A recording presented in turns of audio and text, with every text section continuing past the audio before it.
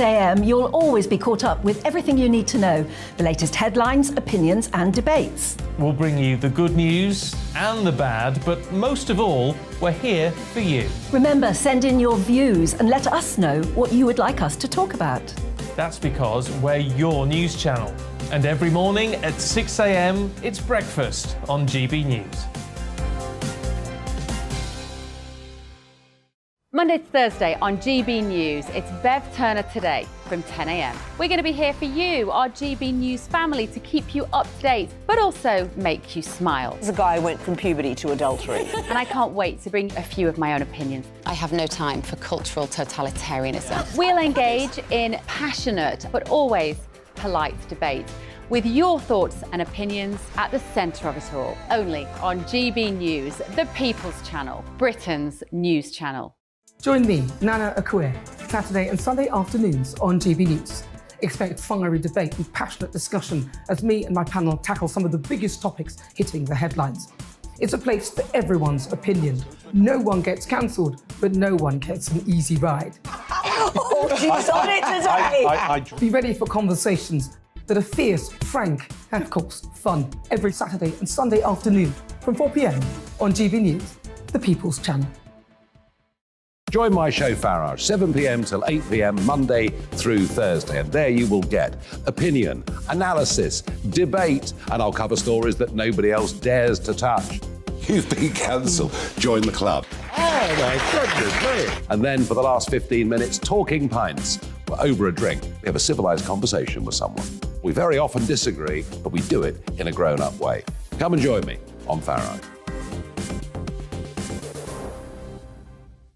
We are GB News, the People's Channel. And right across the United Kingdom. You can find us on Sky Channel 512, Virgin Media Channel 604, Freesat Channel 216, Freeview Channel 236, and YouView Channel 236. You can also take us with you on DAB Plus Radio, with the GB News app and at the website gbnews.uk. We're absolutely everywhere. Come join us on GB News, the People's Channel, Britain's news channel.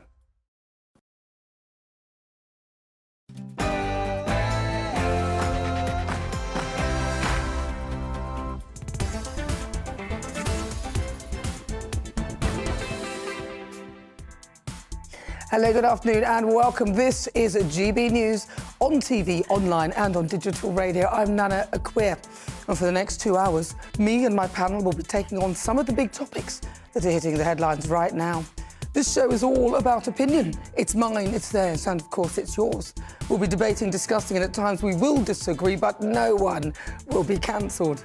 So joining me today is broadcaster and columnist Lizzie Cundy, and also author and broadcaster Christine Hamilton. Before we get started, let's get your latest news headlines.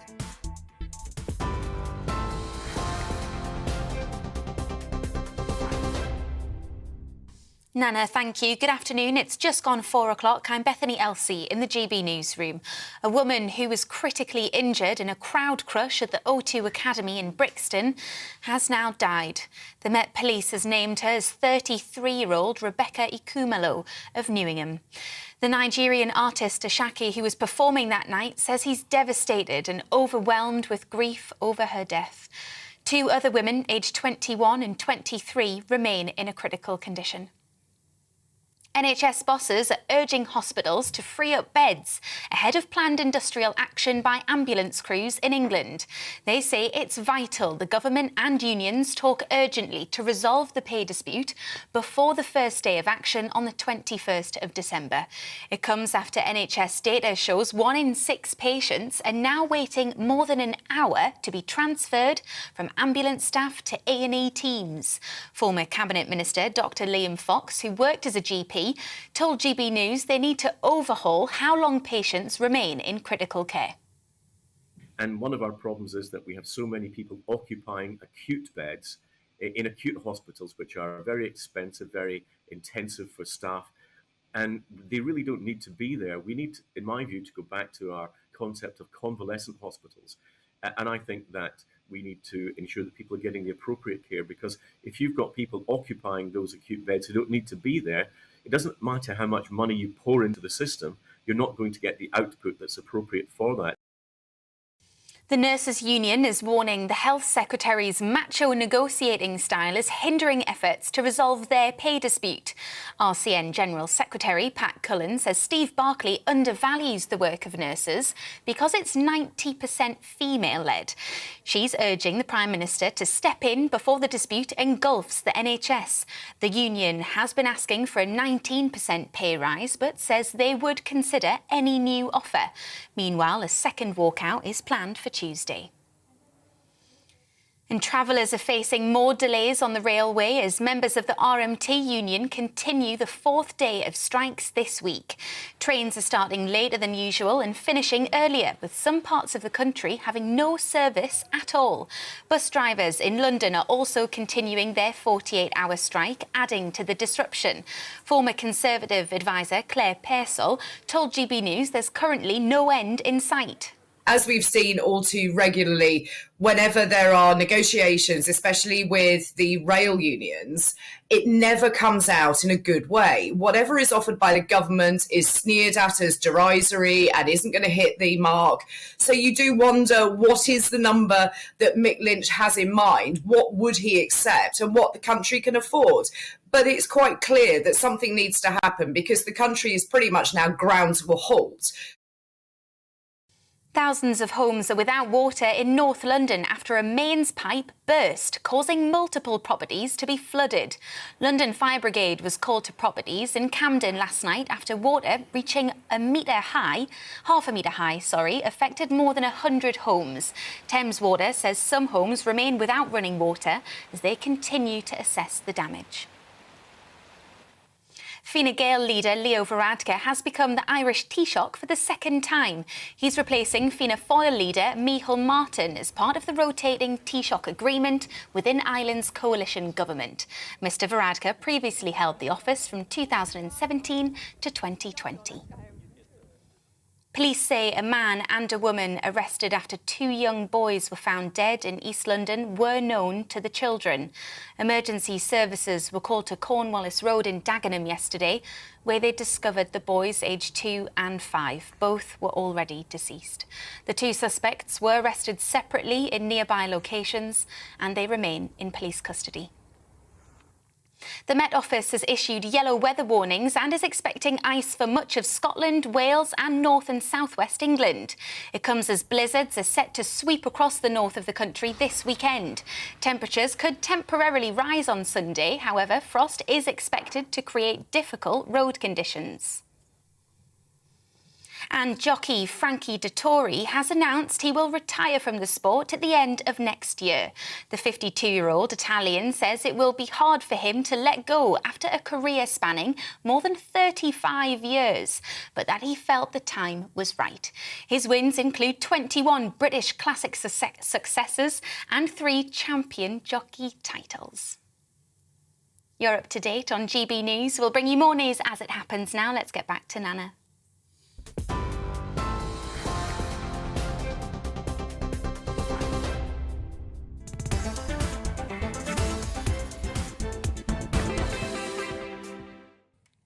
Good afternoon. It's fast approaching 7 minutes after 4 o'clock. This is GB News. I'm Nana Akua. We're live on TV, online and on digital radio. It's all unravelling, isn't it? Well, let's not mess about with this one. Marlene Headley, or her culturally appropriated name, Ngozi Fulani. Ngozi, a Nigerian name, and Fulani, which is also the name of an empire, is actually of Caribbean heritage, not African, as her stage name would suggest, and possibly why she got so agitated when asked the simple question as to where she was from. Marlene, after being invited to the palace, has accepted Lady Hussey's apology. How very magnanimous of her. In a joint statement, the meeting was described as warm and understanding. Perhaps now Ngozi can also do the right thing and apologise to Lady Hussey for making a mountain out of a molehill when she chose to contact the world and his dog about this non-event, an event that apparently she didn't actually get a direct invite to. I doubt it. It stated that Miss Fulani, who has unfairly received the most appalling torrent of abuse on social media and elsewhere, has accepted this apology and appreciates that no malice was intended. It went on to say the royal households will continue their focus on inclusion and diversity with an enhanced programme of work which will extend knowledge and training programmes examining what can be learned from Sister Space and ensuring these reach all members of their communities. You'd think that the charity boss would now do the right thing and call for Lady Hussey to get her job back. After all, she claimed that she didn't want her to lose it in the first place, although I suspect Lady Hussey has lost the appetite for this role now, given that her intrigue can be so easily misinterpreted and used against her. The statement read, both Miss Fulani and Lady Susan ask now that they be left in peace to rebuild their lives in the wake of an immensely distressing period for them both. Yeah, I bet Ngozi wants that. Interesting that she's calling for that now and didn't take this approach at the start, which I imagine would have been the palace's approach. You'd think anyone with a charitable nature would have. It read that they hope that their example shows a path to resolution that can be found with kindness, cooperation, and the condemnation of discrimination wherever it takes root. But unfortunately for Ngozi, her haste in telling the world has firmly drawn the spotlight onto her charity Sister Space. And let's hope that for her sake, it's all above board. She's currently been investigated by the GLA for funding received to the tune of around about £60,000. I await the findings with bated breath. You see, the trouble with the media is that it has a habit of backfiring on you, especially when you try to use it for your own ends, as our clearly unhappy, paranoid-ridden couple H and M have found. Now, what should have happened was that the palace should have supported Lady Hussey's 60 years of service. They should have uncovered the truth about this incident rather than giving oxygen to a woke mentality that punishes language and ignores intent, especially a conversation based on a single unchallenged transcript created by the accuser herself. The palace did what they normally do. Never complain, never explain. They gave in to what is, in my view, narcissism. They gave into it with kindness and immediately extended the olive branch to Ngozi, a kindness that did not appear to be extended to Lady Hussey. But the problem with giving in to narcissism with kindness is that the narcissist takes advantage of kindness and will chuck it back in your face. Look at Harry and Meghan. Kindness is never rewarded by the narcissist. I'm afraid if you open the door to this, anyone can be punished for anything or nothing at all.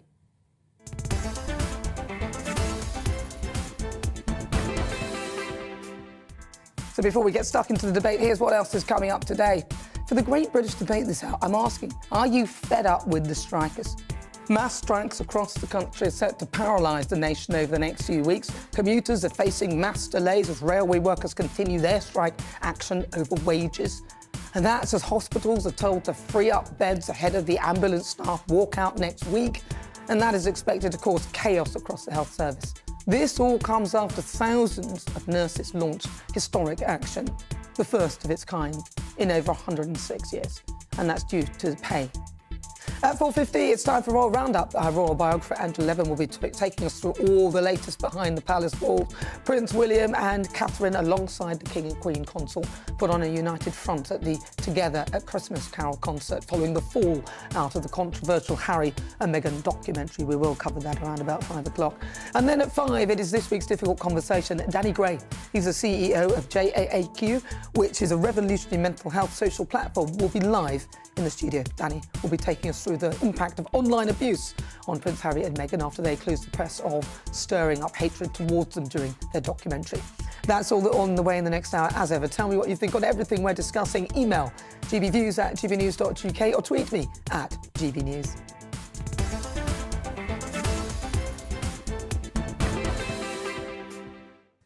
Right, let's get started. Let's welcome again to my panel broadcaster and columnist Lizzie Cundy and also author and broadcaster Christine Hamilton. Right, nice to see you both. It's a girls' night. It's a girls' night out. Charlie's Angels. Yeah. Which one will I be? So, no, I'm going to start. Who wants to go first on this? Who wants to have a crack at it? Christine, have a crack at this one. So, Ngozi for cracking Lani. about Ngozi or Harry and Meghan? Let's go, Ngozi. Well, one thing, and you alluded to this, which really annoys me, and I was having a row with a friend of mine last night who should know better. There is no transcript. A transcript is a verbatim report, which means either somebody was taking down shorthand or somebody had a recording. If there was a recording, let's be honest, we would have heard it by now. So there is no transcript. This is one person's recollection of what went on. And as we know from our dear departed Queen, recollections may vary. So what Ngozi said happened, I do not take as gospel. You know, where you really, we don't know that. That's just what she said happened. And I think Lady Susan has shown immense generosity, kindness and dignity in agreeing to this meeting with Ngozi. I must say, the idea that Ngozi was invited back to the palace and warmly feted, with a footman bowing and scraping to her, I find rather offensive, to be honest. I think they might have found some sort of neutral ground. But I think, you know, Lady Susan has paid with great dignity, and let's just see how Ngozi behaves in return. And again, you said, or somebody said in that package, the palace reacted in such haste, 2 hours. Why didn't they say, let's calm down, OK, we'll look into it, we'll find out. And then maybe at the end of a day or whatever, where they've taken both sides, maybe talk to a few people who were around who might have heard something, instead of which, no, out on your ear. Yeah, Lizzie. I agree with you, Christine. I mean, it took the palace under 2 hours to throw Lady Hussey under the bus without any explanation, without them doing their homework about this lady. Now, from her charity, we've learned, I mean, there have been questions about the donations, how it's run, who are the trustees? No one can find them. And she was on every network. Every time on their TV, she was on every show. Now, it's very interesting. Suddenly, she doesn't want that anymore. No, of course not. No. She wants to be quiet. Isn't that She funny? milked it for all it was worth while she held the cards, and then when suddenly the cards are stacked against I couldn't get away from the woman. She was on the telly at the breakfast, and I got in the car, she was on the radio. I was like, goodness, she was on the GB News. She didn't meet me, though. I don't think she'd have gone on with me. No, and don't remember, her charity for domestic abuse sufferers was for just African and black ladies. So me, myself, who has been a victim of domestic abuse, she would have turned me away at the door. So we're talking about racism here. That's, for me, is very racist in my eyes. Can you imagine if you'd set up one just for white people? Oh, no, absolutely not. Exactly. Exactly. The outcry. Exactly. The Twitterati mob. Well, that's it. And I think the palace needs to do the right thing now. I think they were scared, obviously, about all this racism from Meghan Markle previously. So I think they need to reinstate her. Alleged racism. Yeah. And we need to reinstate her straight away. And I think it's very sad. She gave 6 decades of service. She was our late Queen's best friend, and this is how she was treated. And it's so obvious to any sensible person that she meant, whatever she did or didn't say, she meant no offence whatsoever. And I also say, too, if you go to an event and you stick your badge under a mass of hair or you stick it under a scarf, that is so rude to other people. Your badge is there to identify you. But that's, again, and you should put it somewhere. If that even happened. If that happened. If that happened, we don't know. And Ngozi, from her charity, because obviously she only looks after black people, African, if they came to her, she would have to say, where are you from? Well, that's the whole point of this. This is the whole point of why I called her a hypocrite. Because that is the first question she'd ask you. If you're not from somewhere where she's prepared to help you, then I don't know, what are the odds she's going to turn you away? And I have to say that I'm in conversation with one very brave young lady who's been tweeting a lot online with regard to the charity, and others have come forward as to their treatment. So all I can say is that, well, watch this space, we shall see. She may have opened a can of worms. Perhaps and so. I smell a rat. Perhaps so. I mean, all will be revealed. Everything is... Well, the Charity Commission are looking into it, aren't they? That's Where right. has the money gone? And because it's charity, she should be accounting for every last penny. And, of course, there's no suggestion that there's anything untoward happening. Well, no. But any audit on any honest charity will uncover the reality. Of course they will. But suddenly she wants to be left alone. Well, she said she's got a lot of social abuse there, so we'll be covering that as well. But the tragedy is that the people that she's purporting to help, the charity has now shut down and cannot help them. So all she's done is a massive disservice to the people she purports to help. But she said she didn't want Lady Hussey to get the sack. But then what did she want? What has she done then? What has she done? If she's genuine with that, what I would like to see in Ngozi is perhaps you could demand that Lady Hussey gets a job back if she even wants it. I doubt she would. Just wanted to bang the racist drum. It's all she wanted to do, and I'm sick and tired. And I'm sorry, if you look at her previous tweets, she was very anti-royal. Look what she said. She was very anti-Ross. I'm really sorry what she said. And Prince Charles of domestic violence against Meghan. She said it in a tweet. She also added that she was glad that Piers was fired on. But also that the balcony, and then she said, the royal balcony would only be white, the white balcony. And that's got nothing to do with it at all. Absolutely nothing to do with it. No. It's time. I think it's really high time that people stop banging this race card drum, because that actually works in reverse. If you're genuinely suffering racism, then I'm behind you 100%. But to have a transcript that, and let's be honest, to record someone is not illegal. But then to reproduce that recording is actually illegal. So as soon as you spread that recording around and start sharing it with people, then that's where the illegality comes. So, as what you said earlier, I suspect if it was recorded, which I don't actually think it was. I don't think it was. But if it was, then there is no way that those who recorded it would reveal that they have, because they would know then that it's been shared, and therefore that would be illegal. But I think this is it was spun out. It was spun out. It would have spun out from somewhere. Her charities, apparently, Black Lives Matter, have helped her charity fund this charity. And I think we've got deep concerns on how charities are run. I think that's something, actually. And that's a good thing. I would like to start looking into a lot of that, because she's not alone. There are other charities that are affiliated with her as well that are also under investigation. Well, if you just join me, we're chatting in Gozi Fulani. Make sure you check out the monologue live on GB News. It's just coming up to 19 minutes after 4 o'clock. This is GB News live on TV, online and on digital radio. Now, after the break, it's time for our Great British Debate this hour. I'm asking, are you fed up of strikers? With widespread strikes gripping the nation during this period across the NHS, train services, postal services. I mean, who's next? Did we miss anybody? Who's next? Are you getting tired of it? I'm sick and tired of it. I'm fed up with strikers. Be warned, people. You're not going to be able to live on the wage that you're getting from the strike. What do you think, though? How do you feel about it at home? Send me your thoughts. Email gbviews@gbnews.uk. Tell me what you think. You can also tweet me at GBNews. I've got a poll up right now asking you that very question. Are you getting fed up at strikers? Cast your vote now. We'll be back after this.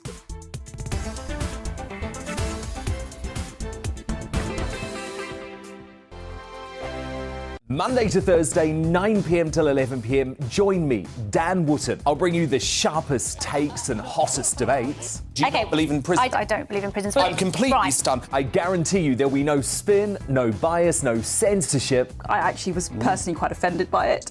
And no reason to go to bed. So I guess they've always been quite woke. That's Dan Wootton tonight on TV, radio and online. Monday to Thursday from 9 p.m. till 11 p.m. on GB News. The People's Channel, Britain's news channel. Every morning from 6 o'clock, we'll wake you up with GB News Breakfast with all the stories you didn't know from the night before. So whether it's serious news, entertainment, or your own views from all over our great nation, we're here to kick off your day with a smile. The national media should be reflecting and reporting what's happening here. You will notice the northwestern accents.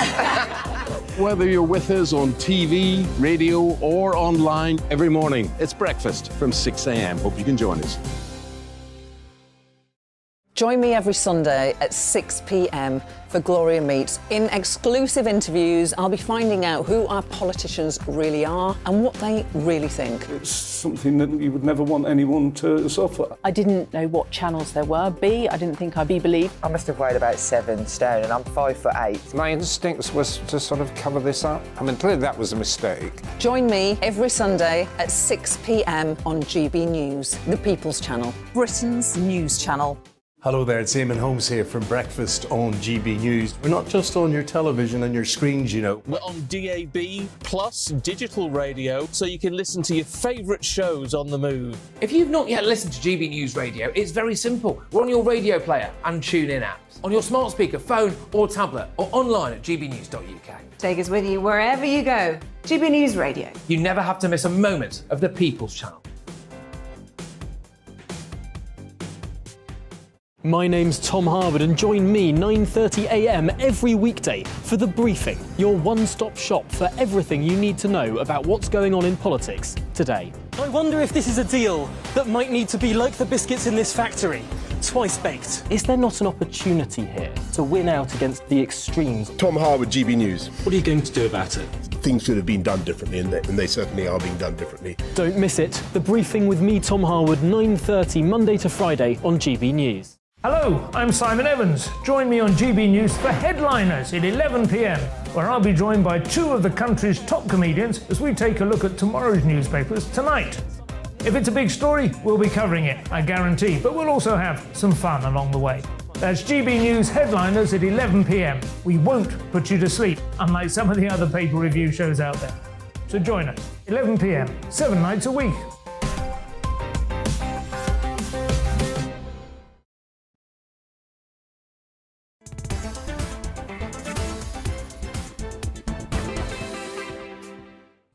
It's just coming up to 23 minutes after 4 o'clock. If you just joined me, where have you been? I'm Nana Akua. This is GB News. We're live online, on TV and on digital radio. Now, before the break, I was discussing Ngozi Fulani. Let's have a look at what you've been saying. Greg says, good monologue, Nana. Only one person suffered distress and had her life wrecked, and it wasn't Marlene Headley. Caroline says, well said, Nana, your monologue was brilliant. You are my heroine. Thank you. John says it dismays me that people are prepared to die for king and country, but king and country are prepared to throw the loyal servant, Lady Hussey, under the bus. And that's a big sentiment at the moment. If you are in support of Marlene Headley, do get in touch as well so we can provide some balance. But now it's time for our Great British Debate, and I'm asking, are you fed up with the strikers? This week, the Royal College of Nursing walked out across England, Wales and Northern Ireland in the latest nurses' strike in NHS history. Now, figures released by NHS Trust show that the tens of thousands of nurses walked out on Thursday, which has led to at least 19,000 patients having their surgeries or appointments postponed. And, of course, this comes as the government refused to agree to the Royal College of Nursing, or RCN's inflation-busting pay rise demand of a ridiculous, 19%. I mean, simply unaffordable. Following nurses' strikes, we've got ambulance drivers that are also set to walk out on the 21st and 28th of December, and that's a dispute over pay, as NHS bosses have urged hospitals to free up beds in order to prepare for this bit of disruption. And today marks the 4th day of strikes this week. You know, I'm getting exhausted reading this. And the 12th since the RMT union voted for industrial action in the summer. And in an interview with Radio 4, RMT's boss, Mick the Grinch Lynch, appeared rattled after he was pressurised on the average pay lost by his members going on strike. Question was about the average amount of pay lost by your members through strike action, which in the summer was estimated at 50. Are you concerned about that? So are you going to contribute to our hardship fund then? Is there an amount that in the summer it was estimated as being an average amount of 1,500 per person? Why are you pursuing this line, Michelle? Because you've Why said, are you pursuing this line, because you've said your members are making a sacrifice. And yeah, but I read this stuff in the Sun and the Daily Mail. What's wrong with just saying on average, our members have sacrificed X numbers of... What do you mean you're taking it? Look, she's taking her information from what normal people are thinking. So what do you think? Is Mick Lynch losing his grip? I mean, at one point he was like the perfect person, wasn't he? But now, after mounting pressure from those around him, is it all crumbling? So with nurses, ambulance drivers, postal workers, rail staff, teachers all striking or set to go on strike, in the Great British Debate this hour, I'm asking, are you fed up with the strikers? Joining me now is Director of Car 26, Lois Perry, former Labour advisor and writer Scarlett Maguire, former editor of The Sun, Kelvin Mackenzie, and former Medical Director and Chief Medical Officer of Bupa, Dr Andrew Vallance. Welcome all. Right, so I'm going to start with you, Lois, because you're joining me live in the studio. Do you think the nurses are right to ask for a 19% pay rise, in your view? Well, it just shows you that it's completely politically motivated, because the percentage that they've asked for is so extraordinary and so ludicrous. You can only assume that this is just to cause as much disruption as possible. And after all the TikTok dances and everything during the national COVID service of lockdown, I think seeing them dancing on the street and when people are inside dying is particularly insensitive. We're all in a pickle. It's not their fault that the cost of living has gone up so much. It's because we're not energy independent. There's lots and lots and lots of reasons. 400 billion spent during lockdown, which the unions loved because they loved sitting at home doing absolutely nothing. So, yeah, they got a right to ask for better conditions and better pay, but certain professions should not strike, and that includes what are supposed to be, or what used to be, the caring profession. Well, let's go to Dr Andrew Vallance. Dr Andrew Vallance, what's your view on this? Well, certainly as a doctor myself, I do feel I have a moral duty, to be at work when patients need us. But I think there are other people who have a moral duty too here. I think the government has a moral duty to look after its nurses who have done so much work for us over the last 3 years through COVID. The case they make, not the 19%, they've made a mistake there to go for 19%, certainly. And I think that's naivety. I don't think they're not a political union. They really aren't. They have never had a strike before, and this has come from the bottom up. This has come from thousands of nurses telling the RCN, for once you've got to stand up for us and take action. And so I think they have a moral duty. But frankly, I think the review body award that they were awarded by this so-called independent review body, what was it, 4% or something, was morally wrong as well. They took more notice of the government evidence than they did of the nurses' evidence. And they should come back to the table when we've seen this level of inflation and bring them back to the table. But at least they've actually had some sort of pay rise. Calvin, your thoughts? Well, actually going to the title of this debate, which is, are you fed up with the strikers? The answer for me, that is no. Actually, watching organised labour being defeated left, right and centre actually rather cheers me up. And so if you're a state worker, you have a form of leverage which an ordinary person, for instance, take Amazon, for instance, the people in Amazon currently want a pay rise. I'm entirely in favour of that. When you transfer it into the state arena in which you are using the entire nation as leverage to win a pay rise, which you probably couldn't get yourself, that is an entirely different debate. And particularly, the ones I want to see defeated in all this are the one union that I can see, or it's more than one union, which is the ambulance drivers, who are now saying, we're going to leave your mum lying with a stroke and a broken hip, my mother, lying on the bathroom floor for 4, 6 or 8 hours, in which they've actually had a debate, a negotiation with some South of England ambulance trust, as reported in the Times, to work out how many hours they were prepared to leave my mother, my father, my son, me on the floor. At that, there is no justification for that. And because of that, I would like them to be seen to be treated like police officers and the army. On the question of the Great British Debate, those railway guys who are trying to kill off actually commercial life in this country are losing. They're actually reasonably well paid. Yes, the cleaners don't get much money, but that's because there are a lot of cleaners to do that job. If there were a lot less cleaners, they would get more money. That's supply and demand. So the answer, with the exception of ambulance drivers, I am delighted that the strikers are going out, because they are losing money and they will understand that they are lions led by donkeys. OK, well, interesting take on that, actually. Scarlett, your view? Look, to go out on strike, membership of any union has to vote at the level of 80%. So we're actually talking about people who are utterly, utterly frustrated. And they've tried and they've been patient. I mean, nurses at University College Hospital in London, they have food banks in the hospital for the nurses because they know that they're not paying them enough, right? That's how bad. When we go to ambulance drivers, the point is that without the strike, there are old people. I mean, I know a friend of mine was told that she couldn't. Multiple sclerosis, in her 70s, fell out of bed and broke bones. She couldn't get an ambulance. She had to ring 111. She was number 87 on the list. She finally, after 4 hours, got taken to hospital. That's what's happening at the moment. And that's what the ambulance drivers and the nurses are saying, is the NHS is on its knees until we get more people. Yeah, but aren't you fed up with this, Scarlett? Let's be honest, though. Aren't you fed up with this? Because seriously, you've just pointed out a friend there who's just been waiting for 4 hours with bones broken. I mean, surely there's got to be a better route than this, especially for those sort of professionals. It has nothing to do. What I'm saying is actually what's going on at the moment without a strike is terrible. So actually, I mean, a lot of the nurses on the picket lines are saying this is about the future of the NHS. This is not just about our wages. And I think we have to take them seriously.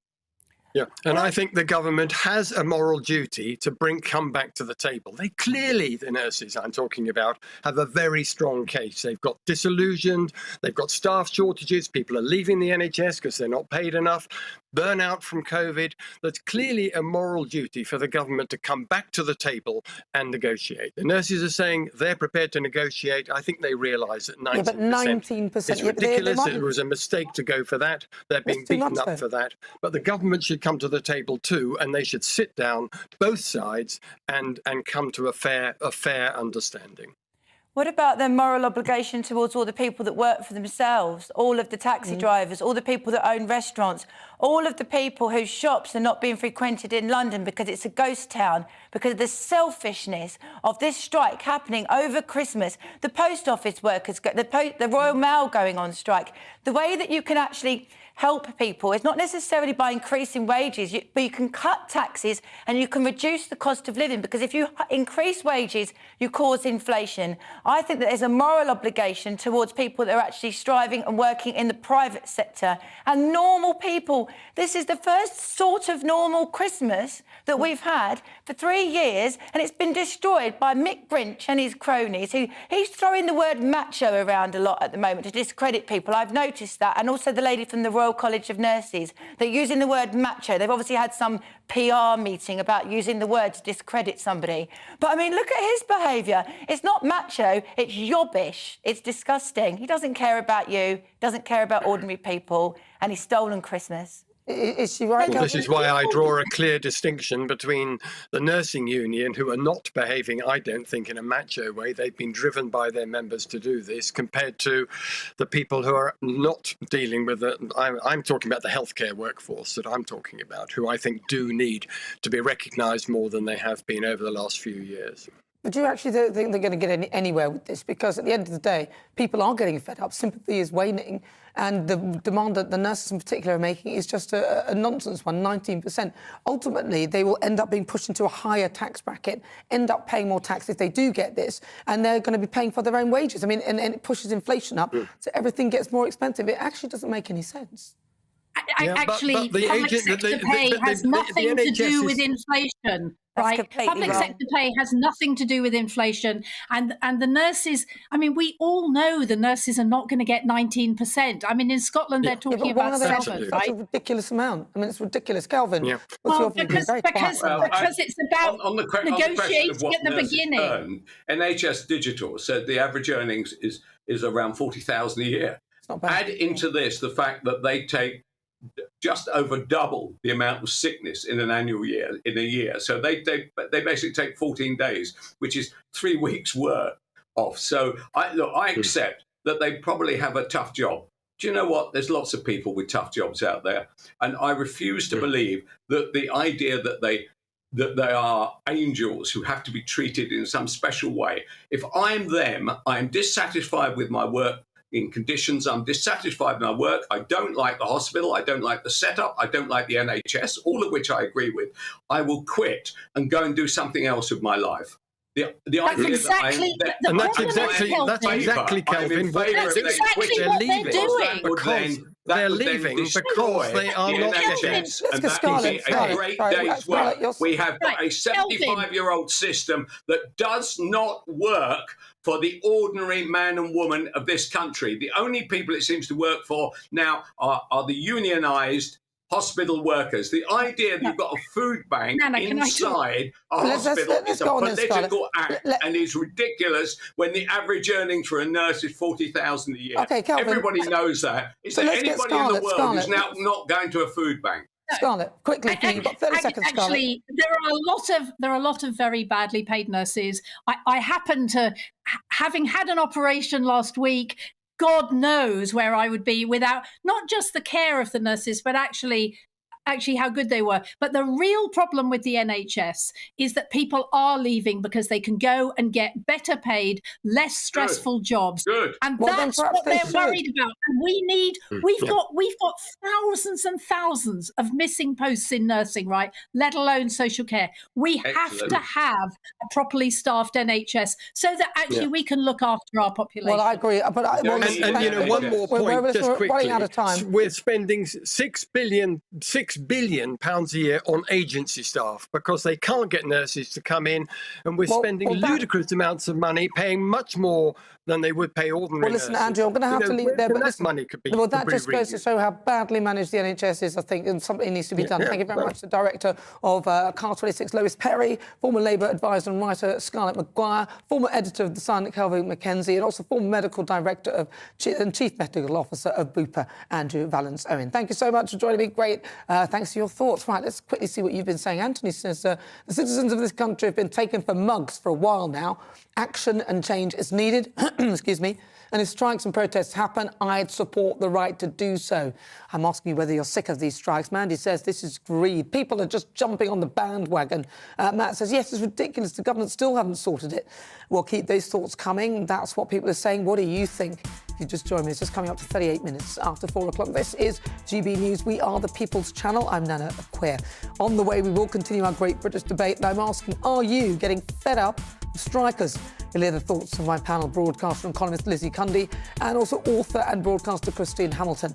Then stay with me at 5 o'clock. It's this week's Difficult Conversation. Danny Gray, he's the CEO of JAAQ, or JAAQ, which is an organisation that seeks to help those with mental issues, will be joining me. We'll be discussing and dissecting the impact of online abuse, especially to people like Prince Harry, Meghan, and should we add in Ngozi Fulani in there as well? And that's all on the way. Do not go anywhere.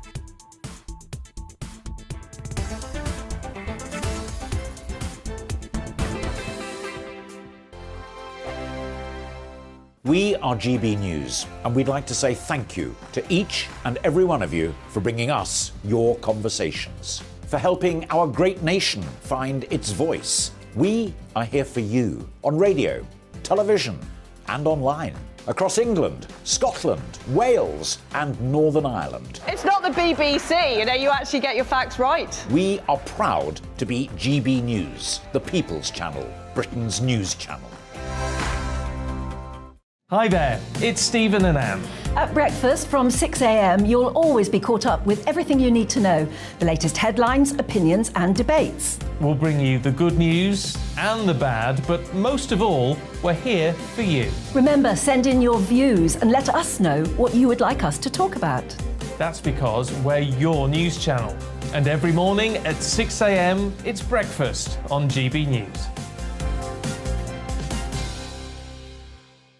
Monday to Thursday on GB News, it's Bev Turner Today from 10 a.m. We're going to be here for you, our GB News family, to keep you up to date, but also make you smile. There's a guy who went from puberty to adultery. And I can't wait to bring a few of my own opinions. I have no time for cultural totalitarianism. We'll engage in passionate, but always polite debate, with your thoughts and opinions at the centre of it all. Only on GB News, the People's Channel, Britain's news channel.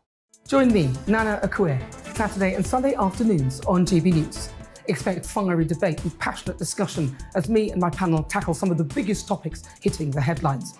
It's a place for everyone's opinion. No one gets cancelled, but no one gets an easy ride. Oh, she's on it today! Be ready for conversations that are fierce, frank, and of course, fun. Every Saturday and Sunday afternoon from 4 p.m.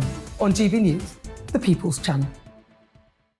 Join my show Farage, 7 p.m. till 8 p.m. Monday through Thursday, and there you will get opinion, analysis, debate, and I'll cover stories that nobody else dares to touch. You've been cancelled. Join the club. Oh my goodness me. And then for the last 15 minutes, talking pints. We're over a drink. We have a civilised conversation with someone. We very often disagree, but we do it in a grown-up way. Come and join me on Farage.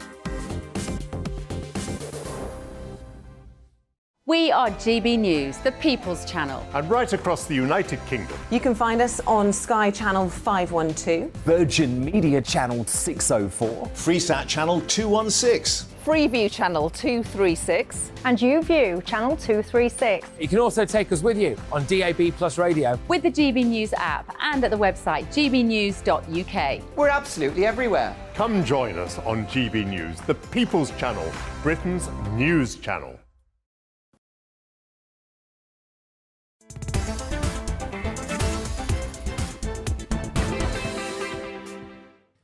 Good afternoon. If you just joined me, welcome on board. This is GB News. We are the People's Channel. Don't forget you can download the GB News app and check out all the different programmes. I'm Nana Akua, and it's time for our Great British Debate this hour. I'm asking, are you fed up with strikers?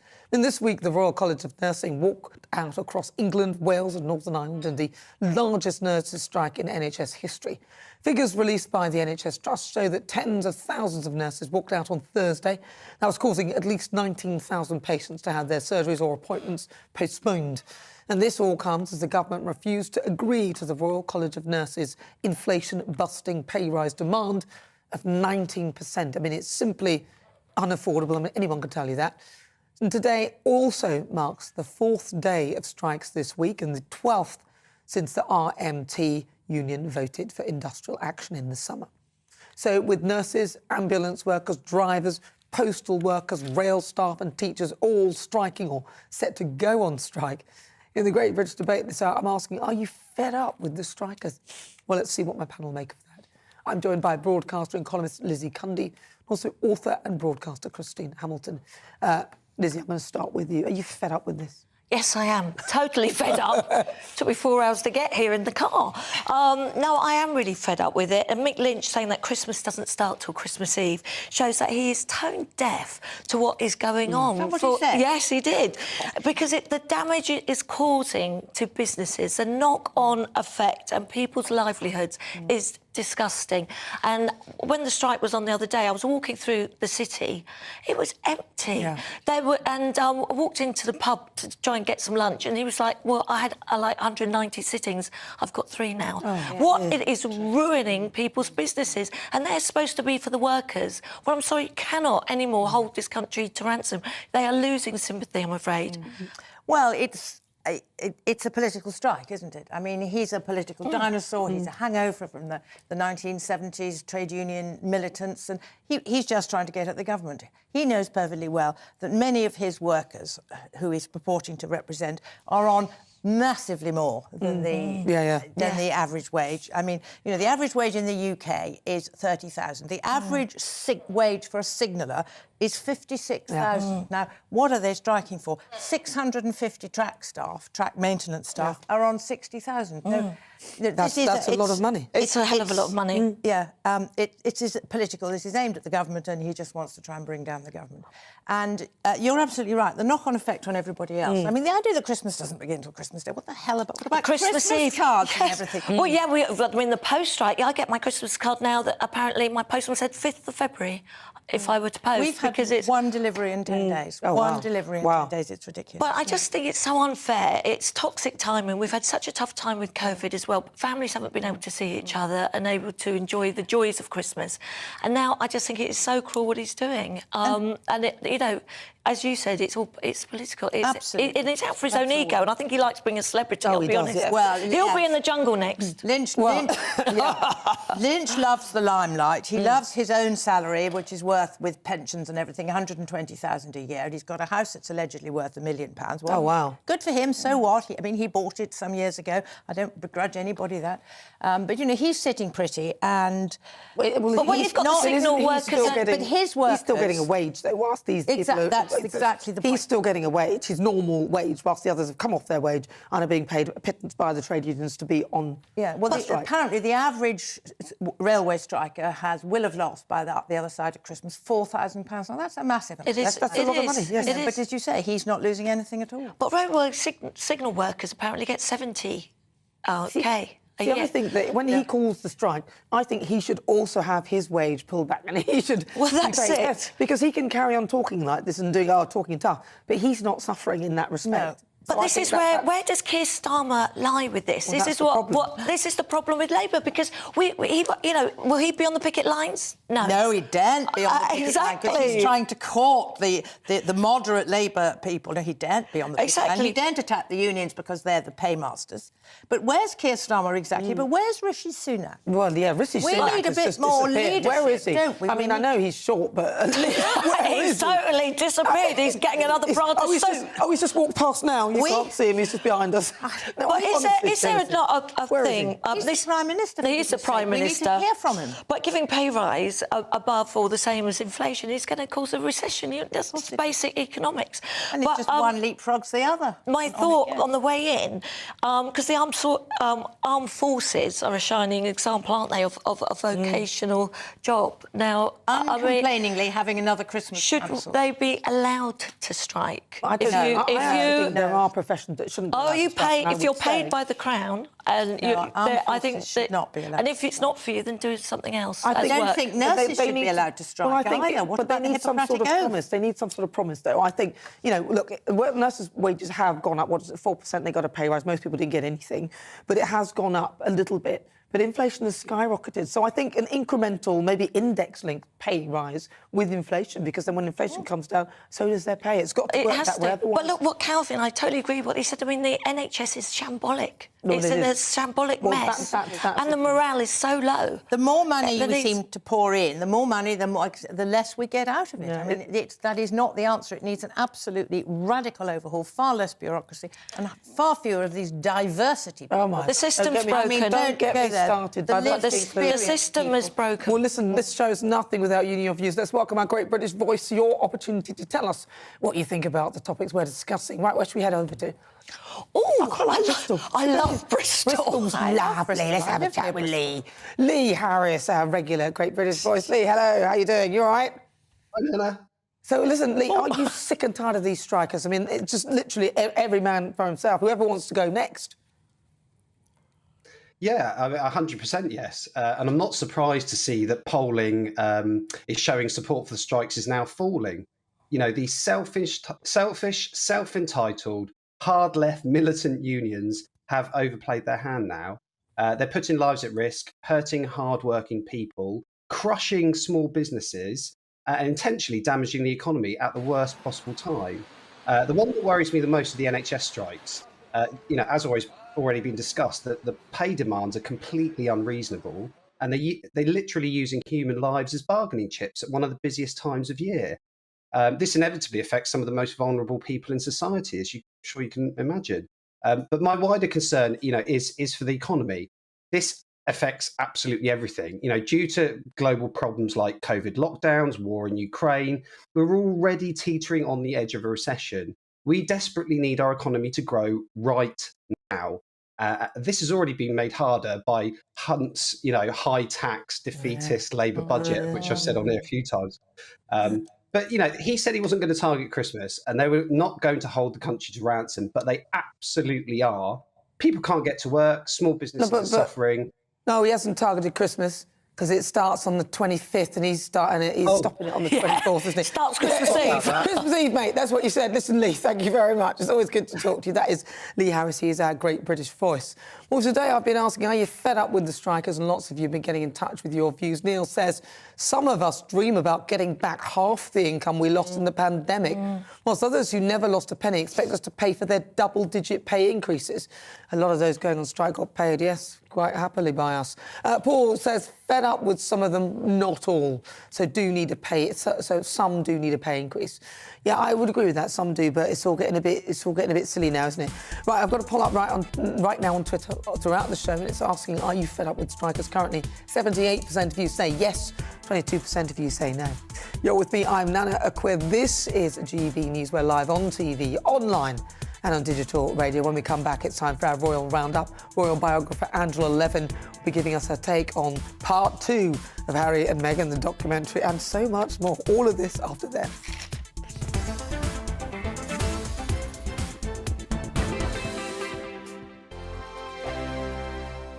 Monday to Thursday nights on GB News. At 6, it's Dubes & Co. 7 o'clock, Farage. At 8, join Mark Stein. And at 9, Dan Wootton Tonight, followed by Headliners. On TV, radio and online. This is GB News. Here on GB News Live, we'll be keeping you in the picture, finding out what's happening across the country and finding out why it matters to you. We'll have the facts fast with our team of reporters and specialist correspondents. Wherever it's happening, we'll be there from 12 noon on TV, radio and online. GB News, the People's Channel, Britain's news channel. Hello, I'm Michelle Dewberry, and you can join me every weekday 6 till 7 on Jubes and Kerr. Me and my panel will get stuck right into the day's events, and I can tell you, in fact, I can warn you, expect some robust debates, some strong opinions and perspectives from both sides of the fence. It's about you at home as well. I love to read out all of your comments, or at least as many as I can. So join me, Michelle Dewberry, Monday to Friday, 6 till 7 on Jubes and Kerr. We are GB News, the People's Channel. Why not take us home with you by visiting the GB News shop at gbnews.store? You'll find all the official merchandise, a really good present actually for yourself, your friends or your family. We ship across the UK mainland at no extra cost. GB News, the People's Channel. I'm Mark White. As GB News Home and Security Editor, I cover those key issues that are so important to you. Our authorities, our communities doing all they can to combat violent crime. With the public services under unbearable strain, why are we still failing to control our borders? Defence, the first priority of any government, has been continually hollowed out. Can we trust our politicians to protect the armed forces? Join me, Mark White, on GB News. We are GB News, right across the nation. You can get us on television, on radio, on digital. We're absolutely everywhere. Amazing! You see, amazing! You remind me of me in the European Parliament. But here's the most important bit. We are not part of the mainstream establishment. We think and speak just like you do. We are the People's Channel. Magnificent. That's really, really thoughtful. Come and join us on GB News, the People's News Channel.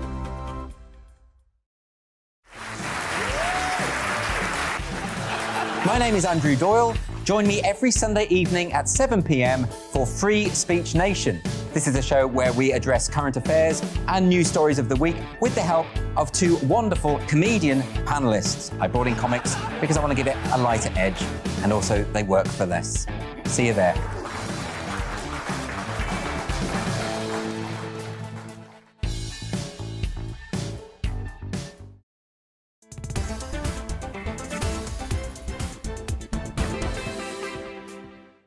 It's just coming up to 6 minutes to 5 o'clock. This is GB News on TV, online and on digital radio. Now, there's always something going on in the royal household. And this week, as we know, has been no different. The second half of Harry and Meg, H&M, their documentary, it's not a store that sells clothes, has finally been released. The couple have come under fire after accusing the royal household of waging a war on Meghan. Now, that is Prince, of course. Prince William and Catherine put on a united front alongside the King and the Queen Consort at the Christmas Carol service following this week's revelations. I'd love to give you that rundown, but who better to do it? Royal biographer Angela Levin. Angela, thank you very much for joining us. I know you couldn't come in because you've got a cold. Oh, I know. The flu. Terrible flu. Oh. Well, you look good. You look well anyway. So you watched this thing, Harry and Meghan. Just talk to me about your take on it. Well, I mean, if you say you're fed up with all these people going on strike, my goodness, I'm fed up with Harry and Meghan. They're phony. They're ludicrous. They're like spoilt children. I want this now type of attitude. I mean, it's quite extraordinary that Harry says, I don't believe in hierarchy anymore. You know, Meghan's done really well. She's doing a much better job than anybody else. And she should do it. I mean, are you crazy? Are you absolutely raving loony? And that's because he adores her. He thinks she's wonderful. That's fine. But keep it to yourself, because there are a lot of people who don't. I mean, in fact, there are 82% of people in this country, so the Telegraph said this morning, who felt that they didn't want Harry and Meghan even to come to the coronation. So, you know, he can have his feelings for her, great, but also the attacks on his brother. I mean, I remember when I was interviewing him for the biography I was writing, and he told me, you know, William is the only person he can trust, all his wonderful qualities, how much he saved him, how when he had mental health issues, he was so helpful, he was wonderful. And then the next minute he says that he screamed and shouted at him. Well, we don't know, of course, how loud the scream or the shout was. I mean, it's not exactly horrendous if your brother just shouts at you every now and then. But it's all that's left open. Lots of complaints, but actually no proper information. And then he accuses his father, the King of England, as being a liar.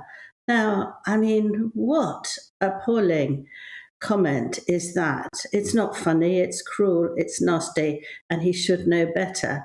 I'm very surprised that the King and the Queen Consort would say, yes, they can come. But on reading a bit more about it, it looks as if it's a little bit cunning, and that they're saying, members of our family are all welcome.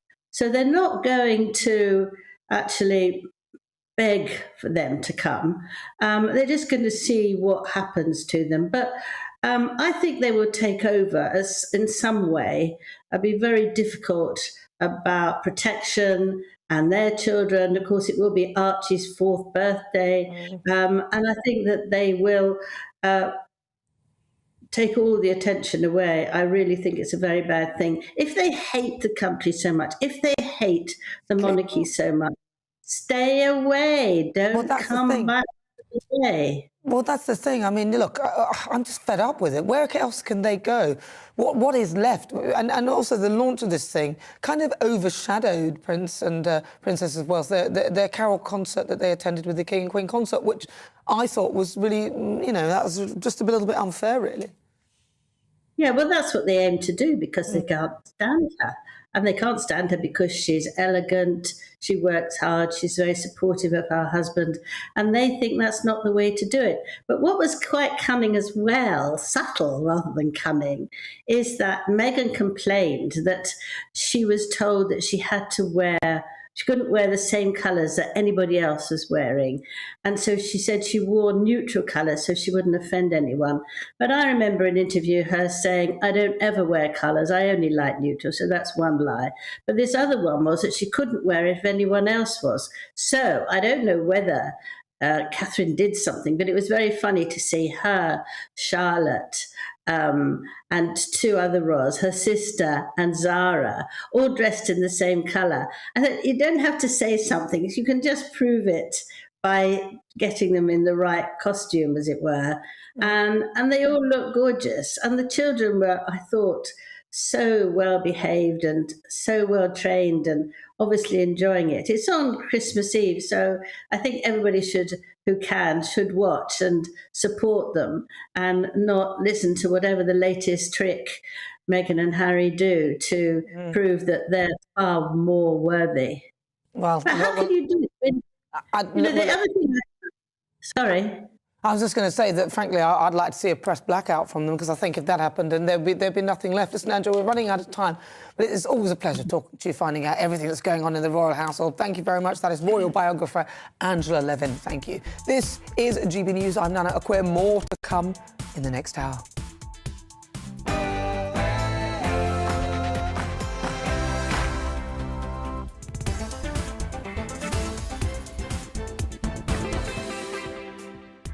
So it's just coming up to 5 o'clock. This is GB News on TV, online and on digital radio. For the next hour, me and my panel will be taking on some of the big topics hitting the show and the headlines right now. The show is all about opinion. It's mine, it's theirs, and of course it's yours. We'll be debating, discussing, and at times we will disagree, but no one will be cancelled.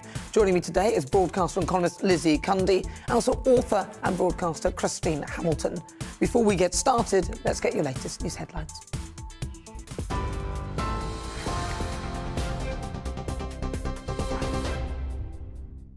Nana, thank you. Good afternoon. It's just gone 5 o'clock. I'm Bethany Elsey in the GB newsroom. A woman who was injured in a crowd crush at the O2 Academy in Brixton has now died. The Met Police has named her as 33-year-old Rebecca Ikumalo of Newham. The Nigerian artist Ashake, who was performing that night, said he's devastated and overwhelmed with grief. 2 other women, aged 21 and 23, remain in a critical condition. NHS bosses are urging hospitals to free up beds ahead of planned industrial action by ambulance crews in England. They say it's vital the government and unions talk urgently to resolve the pay dispute before the first day of action on the 21st of December. It comes after NHS data shows 1 in 6 patients are now waiting more than an hour to be transferred from ambulance staff to A&E teams. Former Cabinet Minister Dr Liam Fox, who worked as a GP, told GB News they need to overhaul how long patients remain in critical care. And one of our problems is that we have so many people occupying acute beds in acute hospitals, which are very expensive, very intensive for staff, and they really don't need to be there. We need, in my view, to go back to our concept of convalescent hospitals. And I think that we need to ensure that people are getting the appropriate care, because if you've got people occupying those acute beds who don't need to be there, it doesn't matter how much money you pour into the system, you're not going to get the output that's appropriate for that. The Nurses' Union is warning the Health Secretary's macho negotiating style is hindering efforts to resolve their pay dispute. RCN General Secretary Pat Cullen says Steve Barclay undervalues the work of nurses because it's a 90% female profession. She's urging the Prime Minister to step in ahead of further action planned on Tuesday. The union has been asking for a 19% pay rise, but says they would consider any new offer. While former Medical Director and Chief Medical Officer at Bupa, Dr Andrew Vallance-Owen, said nurses should be paid fairly. I think the government has a moral duty to look after its nurses who have done so much work for us over the last 3 years through COVID. The review body award that they were awarded by this so-called independent review body, what was it, 4% or something, was morally wrong as well. They took more notice of the government evidence than they did of the nurses' evidence, and they should come back to the table when we've seen this level of inflation and bring them back to the table. Travellers are facing more delays on the railway as members of the RMT Rail Union continue the 4th day of strikes this week.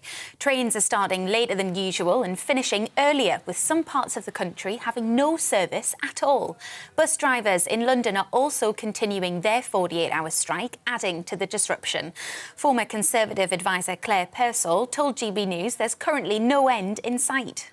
As we've seen all too regularly, whenever there are negotiations, especially with the rail unions, it never comes out in a good way. Whatever is offered by the government is sneered at as derisory and isn't going to hit the mark.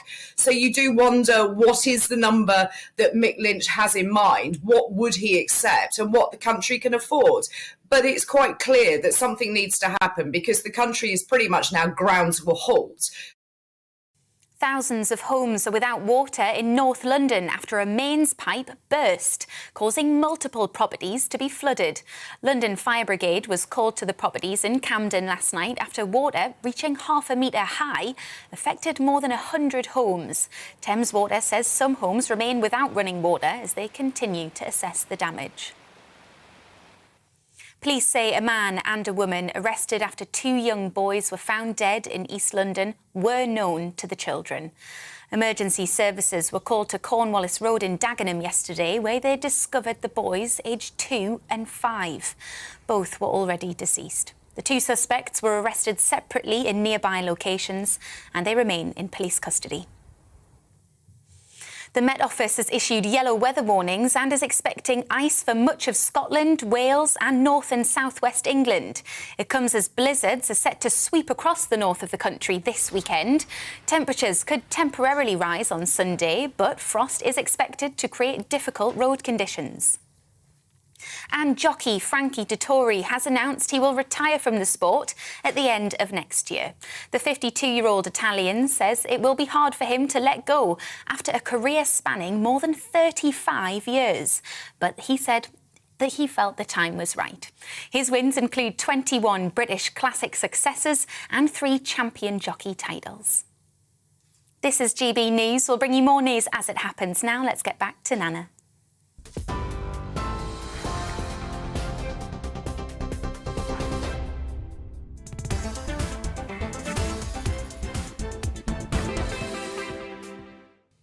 Welcome on board. This is GB News. We're live on TV, online and on digital radio.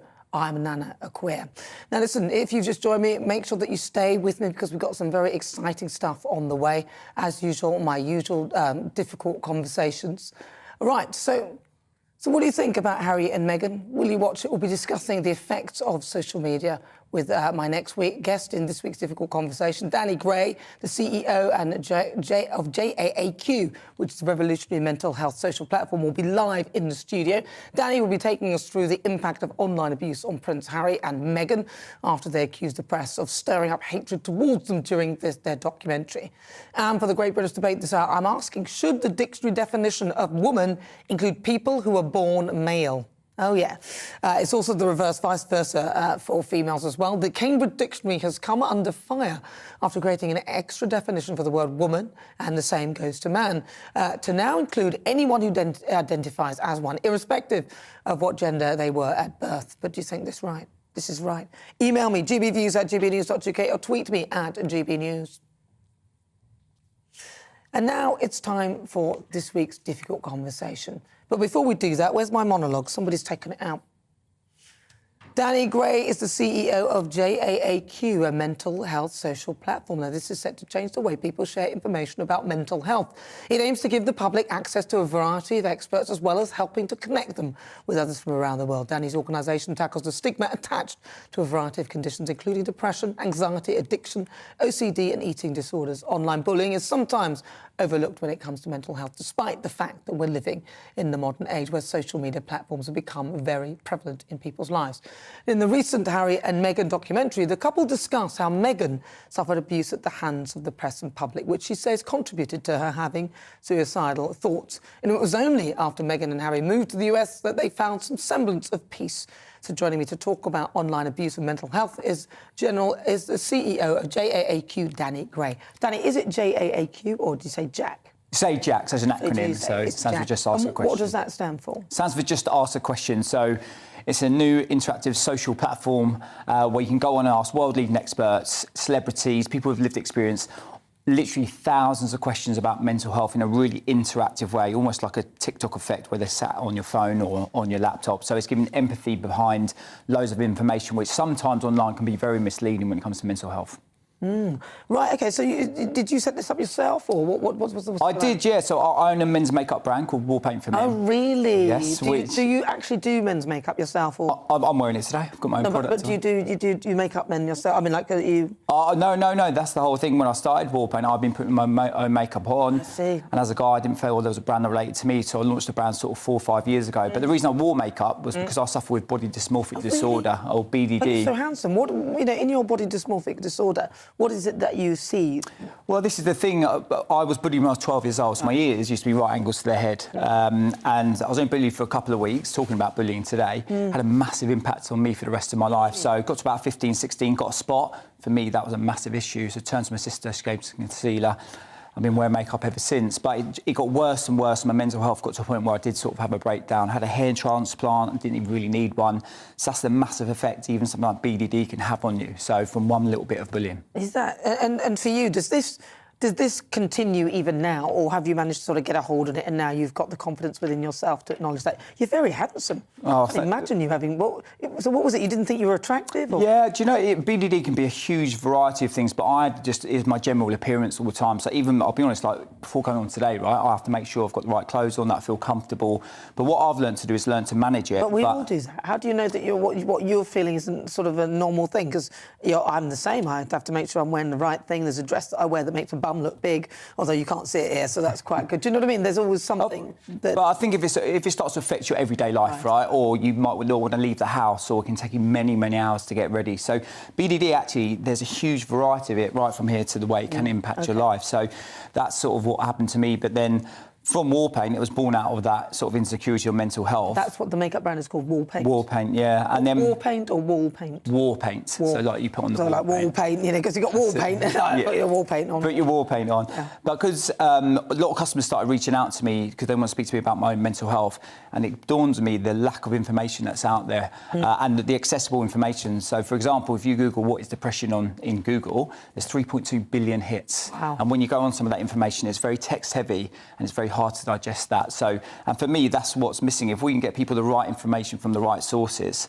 it can really help. So the average length is actually 10 years of people till they reach out and with something with mental health. I mean, that's so we need to get that earlier. Now, I sort of interrupted my question before and then sort of went on to another one. But for you yourself, are you beyond that stage now, or is it always something that will still sort of will bug you kind of thing and just bother you? Absolutely. I'm a lot better now than I was sort of 10 years ago, but that's because I've learned how to manage it and use tools. So this is the big thing, what I'm very passionate about is a lot of people get to a point where they don't think they can go on or it's going to get worse. If you learn how to manage stuff with the right information. So it still affects me today, but I have a normal life and I've learned how to manage it. So that and that's all from getting the right information.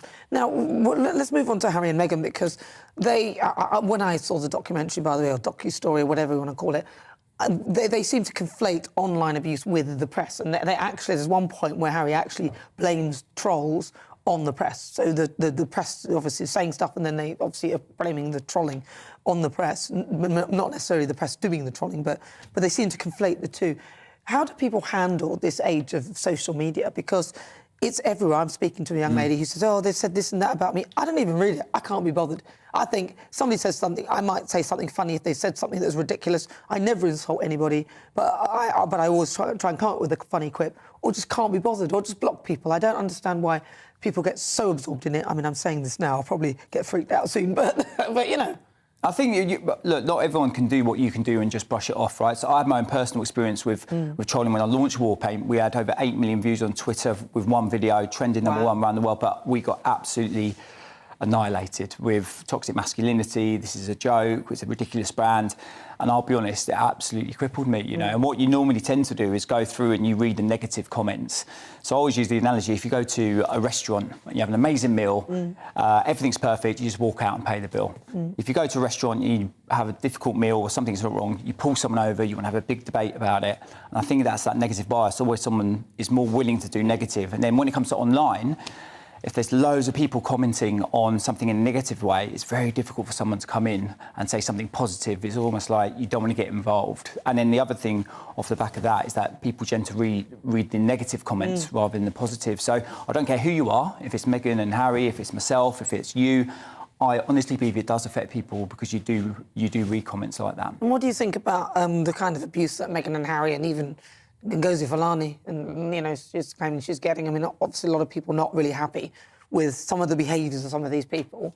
Obviously they don't know them, but, you know, just from what they're seeing, what do you think with regard to the mental health of those individuals? I think it affects everyone. Yeah. I think if you are getting abused online, it doesn't matter if it's Meghan and Harry or if it's just a girl at school. And you know, that's the problem with social media. It's so easy to make those comments, and I think that's where they need to get a bit of a grip with it. And I think with Jack, what we've done is like a social platform, but there is no commenting, right? Because a lot of the commenting, it can lead down to a rabbit warren and affect people in massive ways. And you said that you obviously, when you did the makeup thing, a lot of people, you started to get a lot of comments with that. So how did you handle it? I struggled. Yeah. Let's be frank. For 2 days, it was on the news all around the world, thousands of comments, and this is the problem. I didn't know what to do, and it really affected my mental health. So I think there needs to be a learning around the commenting, and we've talked about this for so long. It's almost boring, like about trolling, and I just don't think it's ever going to stop. So it's about, for me, it's about making people be able to manage it themselves in a mental state. So if you are getting trolled, how do you manage it? Where are the resources you can go and get some help with it? So tell people about how they can get in touch with your organisation. So it's jack.org, and it's a completely free platform. Go on there, have some conversations, get the right information. It's fun. The other thing we're trying to do is really make a cool brand. I know that sounds a bit strange in the mental health world, but I think a lot of it is very stereotypical. So if you come to Jack as a cool brand, speak to some cool people, leading experts, get the right information, and if you can do that, I genuinely think we can change the world. Well, let's hope we can. Danny Gray, thank you very much for joining me. That's Danny Gray. He's the CEO of Jack, JAAQ. Check him out. Coming up at the Great British Debate this hour, I'm asking, should the dictionary definition of woman include people who are born male? Now, critics have slammed the Cambridge Dictionary after creating an extra definition for the word woman. It'll now include anyone who identifies as female, despite their assigned gender at birth. But is this right? All that after this.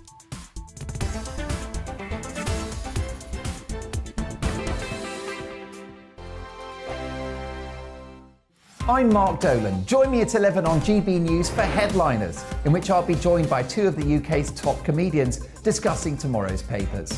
If it's an important story, we'll cover it, but we'll have some fun along the way. Headliners, the late night paper review that won't send you to sleep like the others will. 7 nights a week at 11 p.m. on GB News.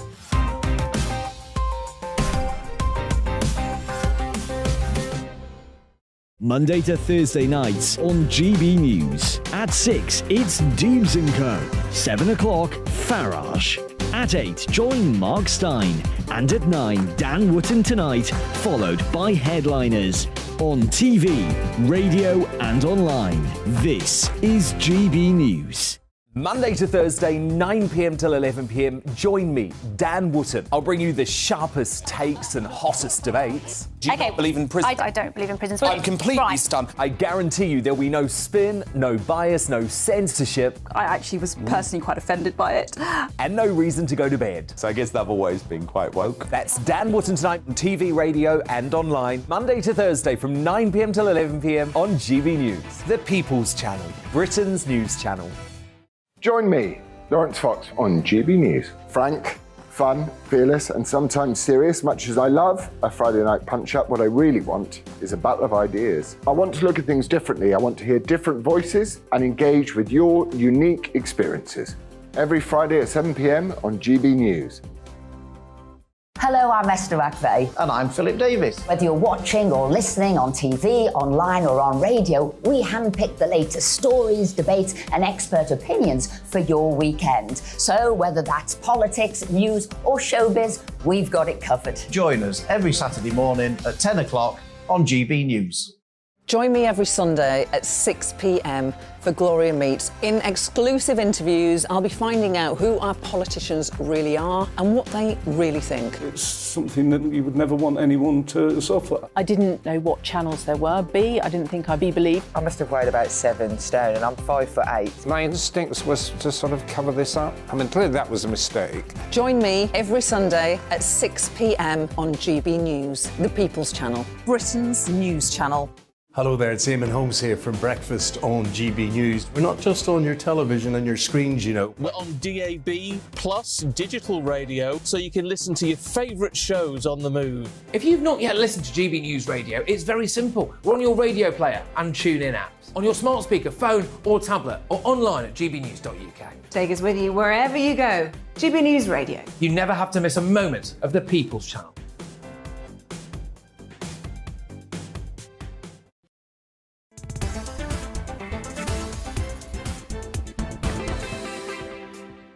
Good afternoon, if you just joined me. Where on earth have you been? This is GB News. We're live on TV, online and on digital radio. Don't forget, you can follow us and stream us live on YouTube. Make sure you subscribe. You can catch up with all the monologues and everything else there.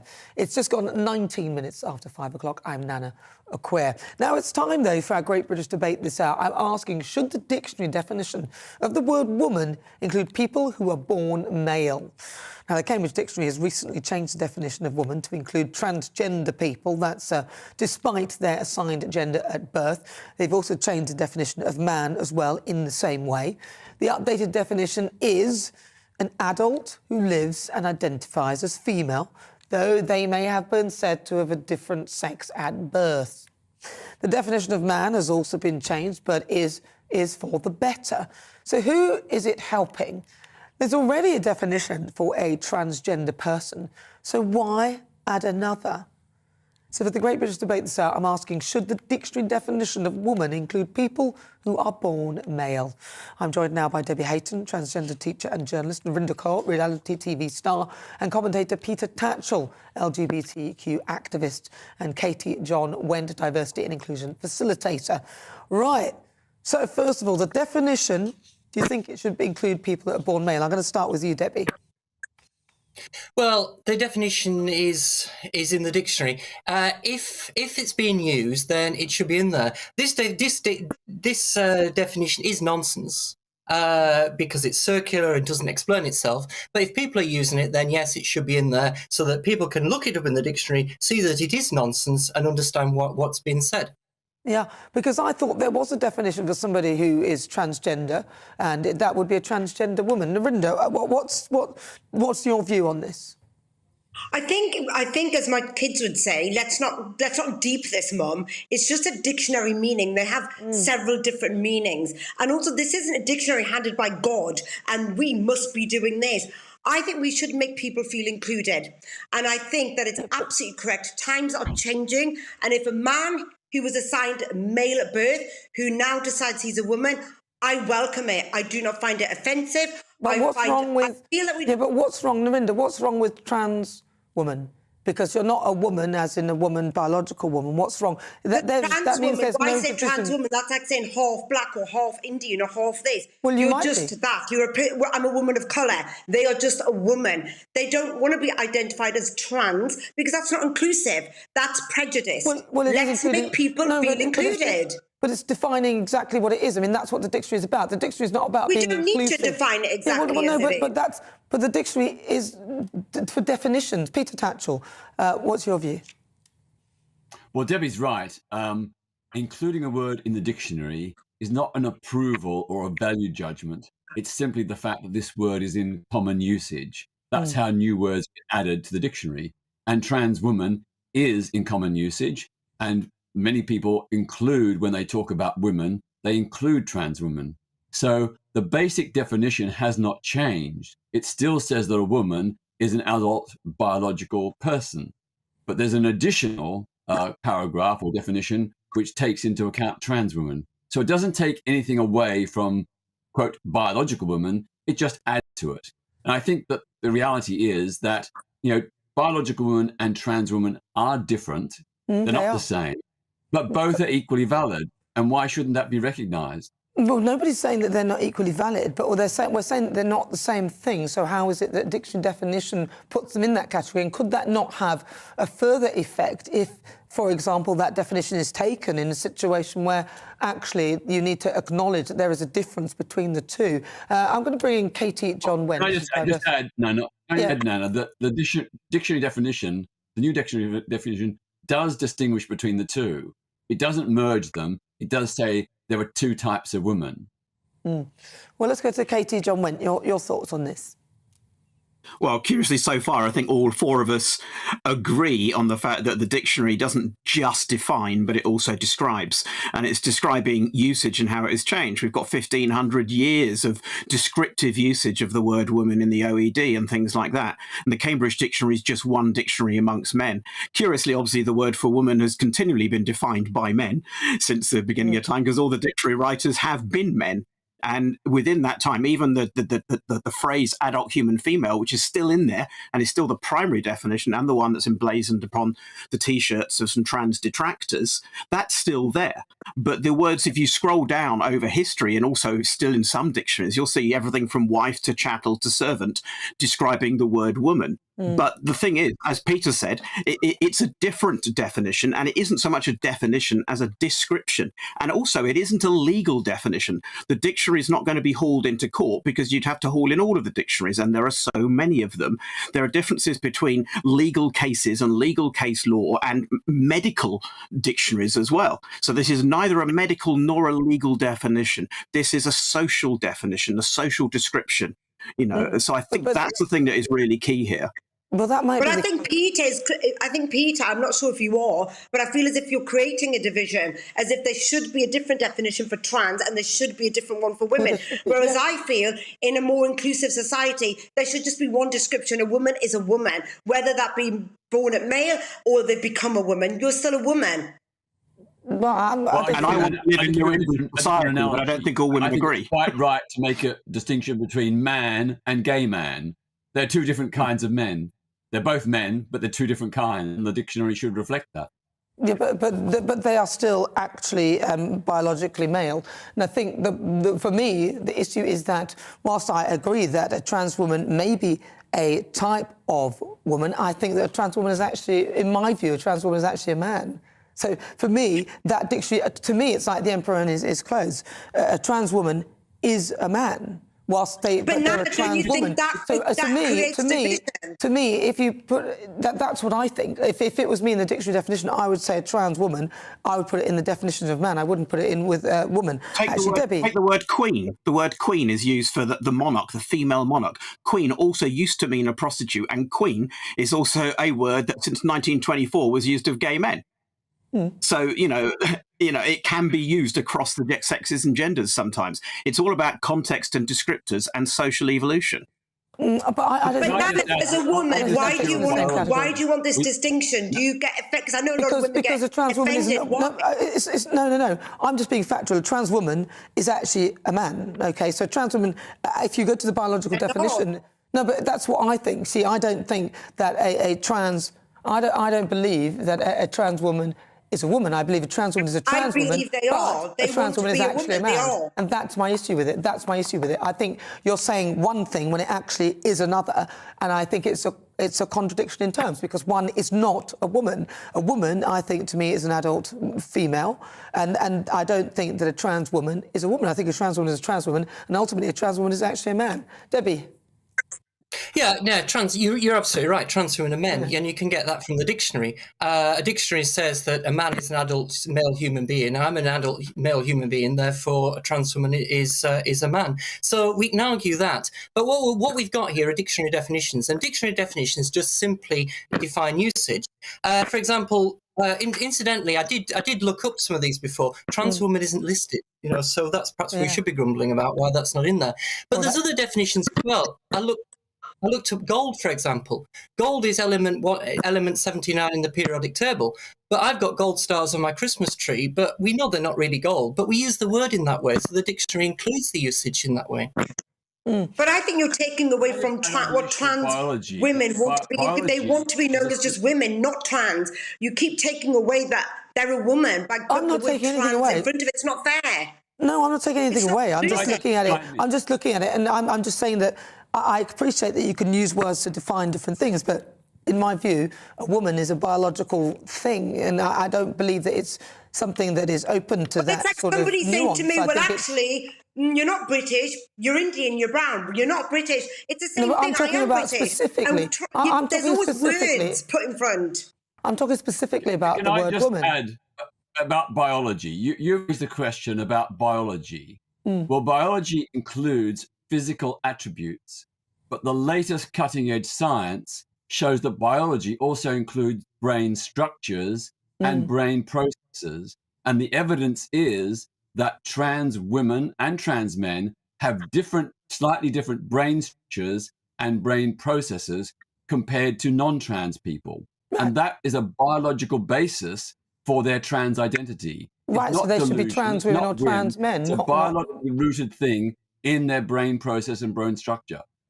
So that doesn't make them a trans woman, isn't therefore a woman? Is that what you're saying? Because well, you've just said it. I mean, Peter just said it quite clearly there, that a trans woman has a different biological structure to a woman. Therefore, that trans woman is a trans woman, not a woman. It doesn't matter. I'm just listening to what Peter said. I'm not saying whether it matters or not. But in my view, I just don't think they're the same thing. I think that, for me, it seems to be a contradiction in terms. You're describing something in the dictionary as a trans woman, but the thing you're describing is actually biologically a man. So to me... No, but biologically, any way you want to look at it, they could have been born a man. But you know what? Let's be fair and nice and inclusive. They now are a woman. Let's include them in that. Let's not say, well, you're not really. It's not nice. Well, it's not about being nice. I'm just going specifically with, in my view, the reality. I think that we've got to be careful of muddying the waters in such a manner, because I think that will seep into other things. And therefore, well, for example, it's already seeping into things like sport, where trans women are competing against women as though they're the same, and they're not. Tiny, minuscule percentage. Yeah, but that's the beginning. That is the beginning of it. Tiny percentage. That is the beginning of it. I'm going to give the last... That is actually true. We're about 0.5% at most of the population. Exactly. Yet we make up 10% of the tweets every day and about 20% of the news, it seems. So disproportionately, we're right out there. But also, even within trans, there are multitudes of ways of identifying within trans. Debbie and I will use different language to express ourselves. Had you got 4 more trans people on here, there'd be 4 more ways of expressing ourselves. And this is part of this is about a freedom of expression. And I don't know whether the Cambridge Dictionary is also caught up with everything from demi-boy to non-binary to all of the other language. There's, some trans people absolutely want to drop the label trans as they transition. And there are others who are comfortable with maintaining it. I'm comfortable with the epithet of trans, but that's my choice. Well, listen, I love Narinda's inclusion, and I want to go out with Narinda or any kind of, girls' night out if she's going to include me as a girl on that. Well, look, I'm not going to walk into a group of women and demand that they treat me as a woman or call me a woman. I do not want to take the word woman. But I love it when it is conferred and gifted. Okay. Well, I mean, listen, thank you so much for your thoughts on that. Really good to hear your views. Debbie Hayton, transgender teacher and journalist, Narinda Kaur, reality TV star and commentator, Peter Tatchell, LGBTQ activist, and also Katie John Went, diversity and inclusion facilitator. Thank you so much. Right, in a previous statement, a Cambridge Dictionary spokesperson said the first definition at the entry for woman remains unchanged and continues to be an adult female human being. Our dictionaries are written for learners of English and are designed to help users understand English as it is currently used. They are compiled by analysing a large corpus of English text, over 2 billion words in total, taken from all the areas of writing and publishing, which allows us to see exactly how language is used. We regularly update our dictionary to reflect changes in how English is used based on analysis of data from this corpus. You're with me, I'm Nana Akua. This is GB News on TV, online and on digital radio. Should that word be used in this way? Coming up, I'll continue with the Great British Debate. I'm asking, should the dictionary definition of a woman include people who are born male? You'll hear the thoughts of my panel, broadcaster and columnist Lizzie Cundy, also author and broadcaster Christine Hamilton. But first, let's get your latest news headlines.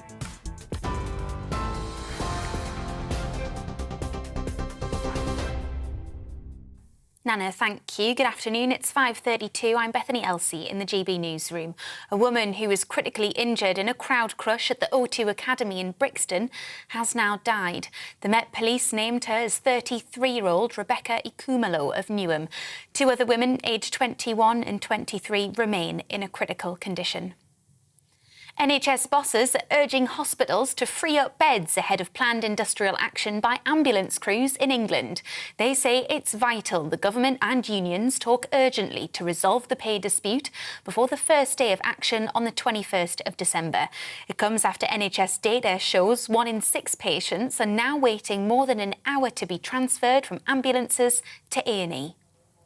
The Nurses' Union is warning that the Health Secretary's macho negotiating style is hindering efforts to resolve their pay dispute.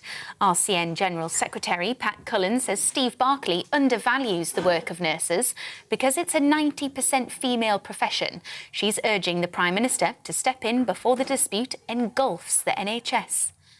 The Duke and Duchess of Sussex will be invited to the King's coronation in May next year. That's according to the Daily Telegraph. That's despite Harry and Meghan making damning claims levelled at the royal family in their Netflix documentary series. The newspaper says the guest list is yet to be decided, but all family members are welcome. Croatia has won 3rd place in the World Cup after a narrow 2-1 victory over Morocco. Mislav Orsic's late first-half strike was enough to settle the contest after 2 early goals from inside the first 9 minutes of the match. France will play against Argentina in the finals tomorrow. You're up to date on TV, online and DAB+ radio. This is GB News. We'll get back to Nana in just a moment.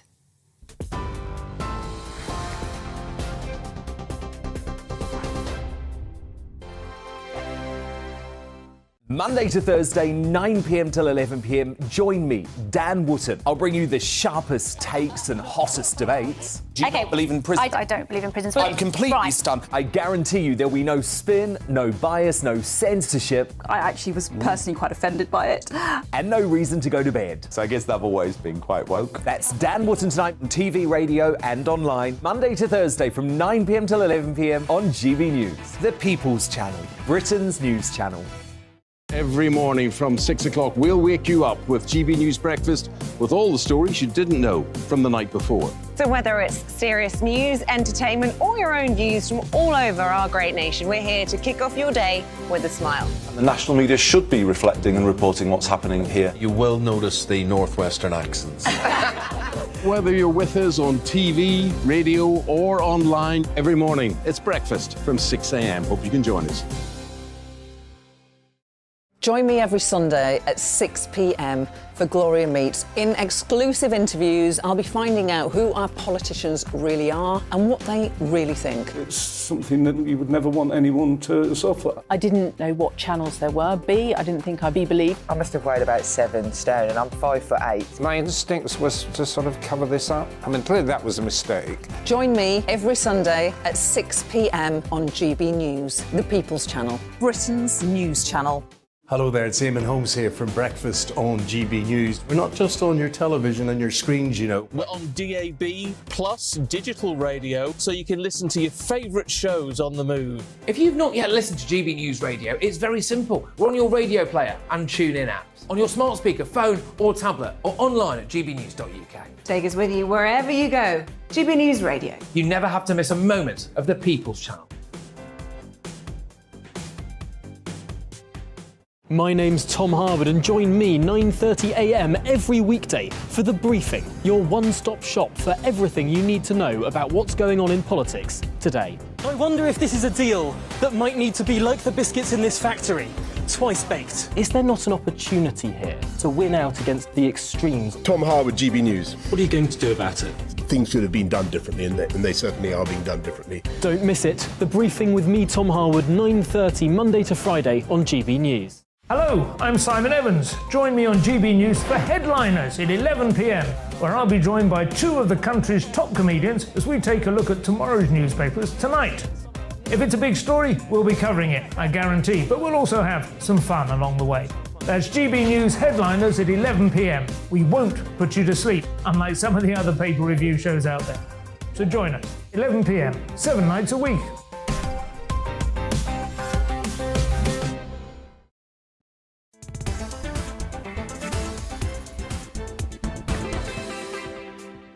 It's fast coming up to 38 minutes after 5 o'clock. This is GB News on TV, online and on digital radio. I'm Nana Akua. We are the People's Channel. And it's now time for our Great British Debate this hour. And I'm asking, should the dictionary definition of woman include people who are born male? Now, the Cambridge Dictionary has recently changed the definition of woman to include transgender people, despite their assigned gender at birth. And the definition of man has also been changed. But is it for the better? And who is it helping? There's already a definition for a transgendered person who identifies as a woman. So why add another one? So for the Great British Debate this hour, I'm asking, should the dictionary definition of woman include people who are born male? Let's see what my panel make of that. I'm joined by Lizzie Cundy and Christine Hamilton. Lizzie, now, I was chatting with my debaters, and they said, oh, well, because it's just a dictionary definition, it's not like a biological definition, it's just... But I think this is the beginning of it. I don't think, whilst it sounds very nothing, a transgender woman is not a woman, they're a transgender woman. That's what I think. I don't think it should be encompassed in the same definition. I totally agree with you, Nan, and you brought up a point that I really feel strongly about, because it's impacted the world of sport with athletes with male genes going up against women athletes, and it is so unfair. And I have a friend who's a runner and just was completely disillusioned by the whole sport, and she's trained all her life. It's in her DNA. She said, I'm not, they're of course going to be quicker, faster. And quite frankly, I think it's a nonsense, this. I really think another attempt by the woke brigade to promote marginalised communities, and all it does is stir confusion, anxiety and stress. Well, also, one of the panellists pointed out, one of my debaters pointed out that the dictionary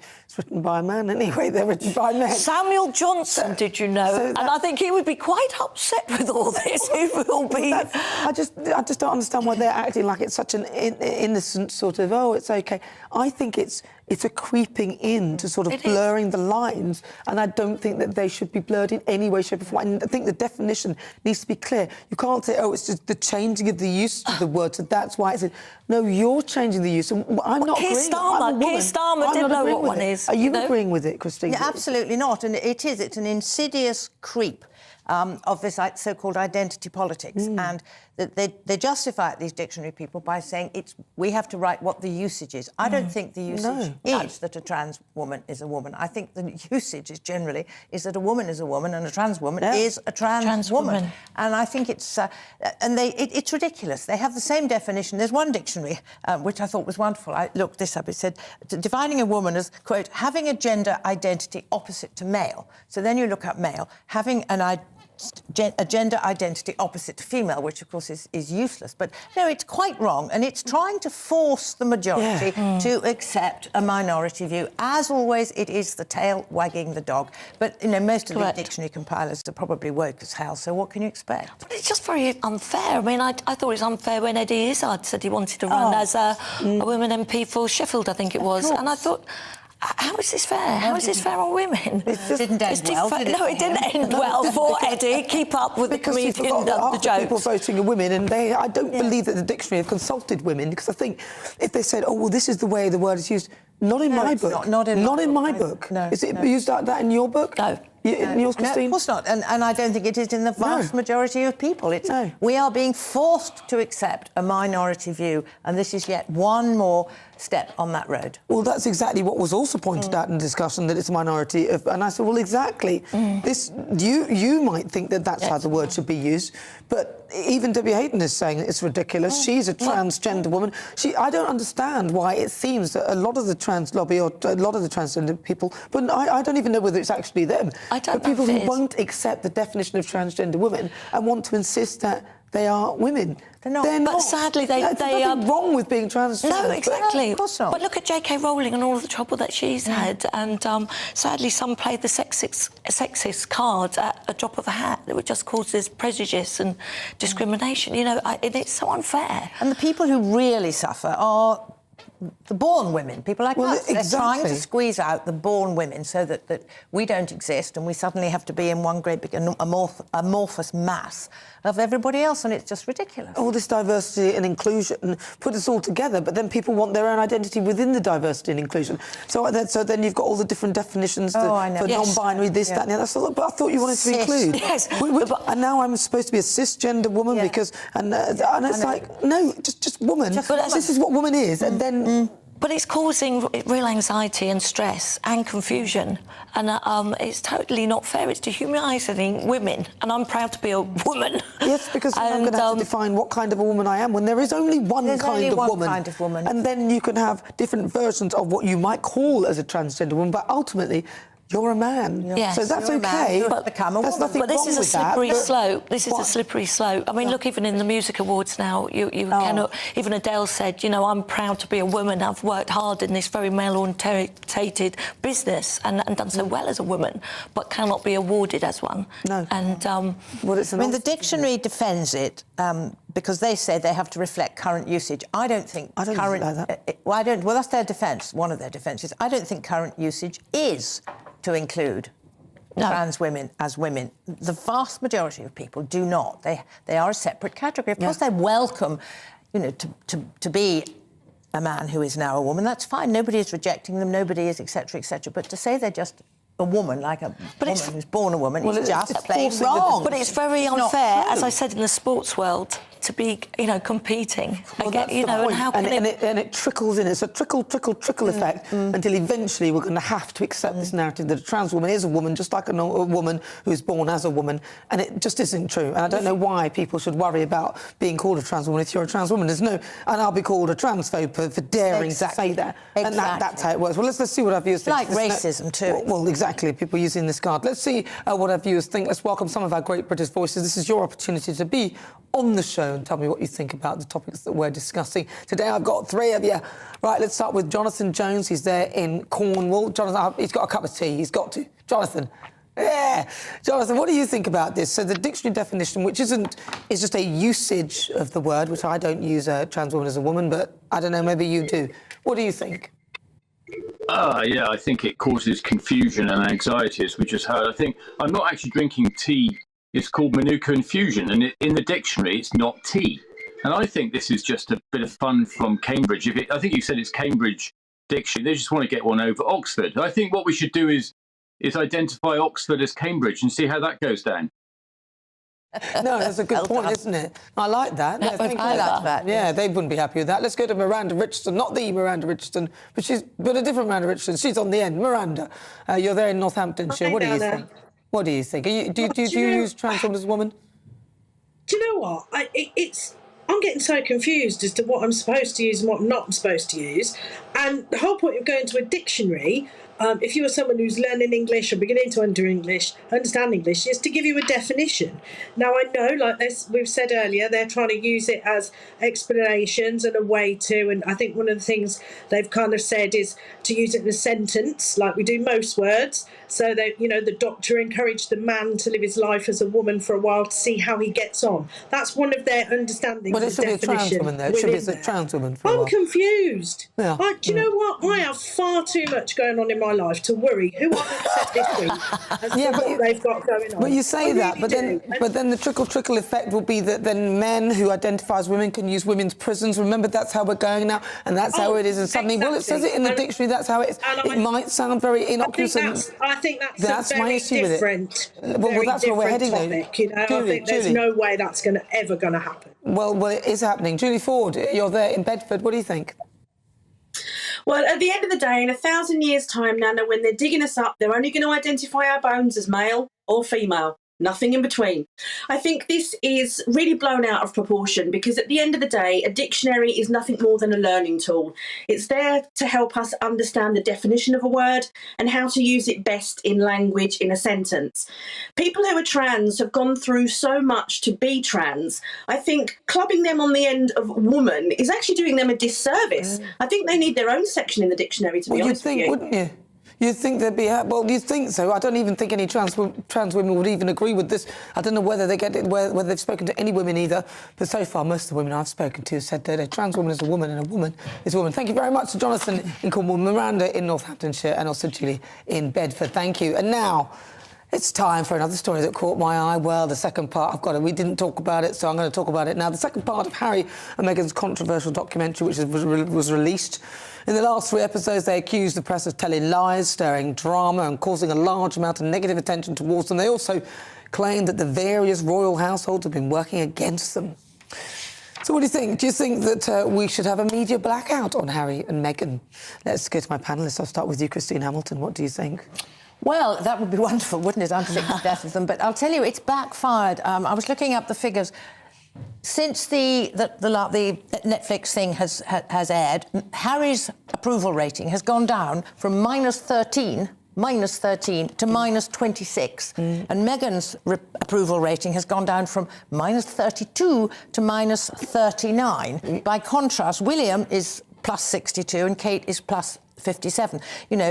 And they haven't done themselves any disservice because I think the great British public have seen through them. The trouble is that they no longer are interested in what you might call the British way of life, which is actually represented by William and Kate and their nuclear family doing their job, getting on with it.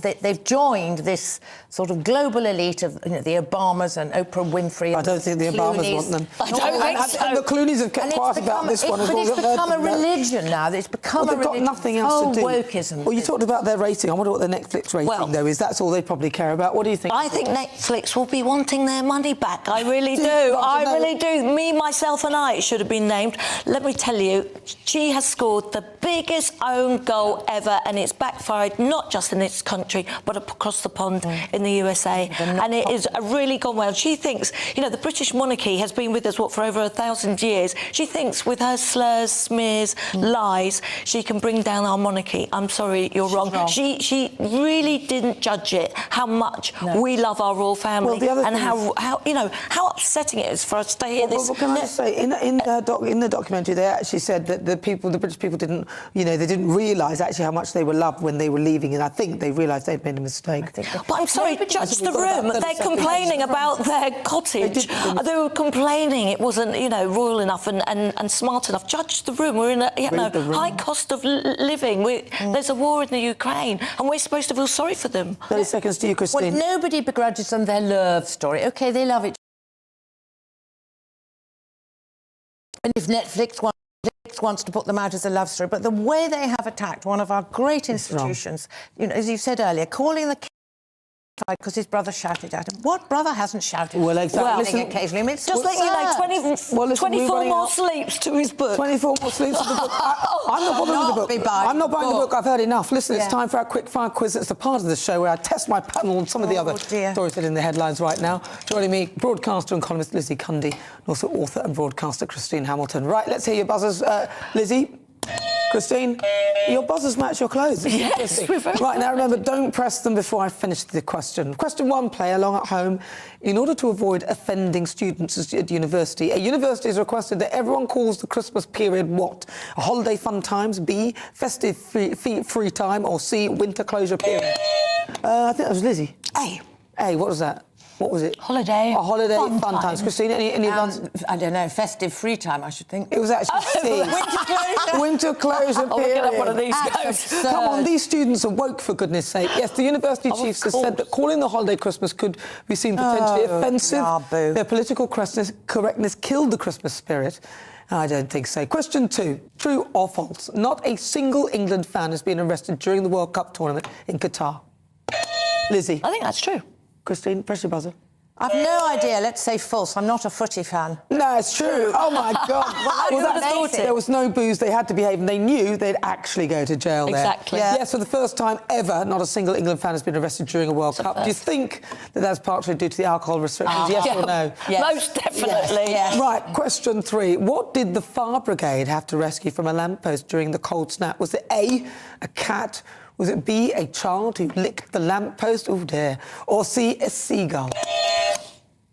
Who was that? It's Christine. A cat. A cat. I'm going to go for the child that licked the lamppost. I think you're... It was in that movie, wasn't it? Well, his tongue froze. Yeah, his tongue froze. Listen, you're totally, both of you, wrong. It's actually a seagull.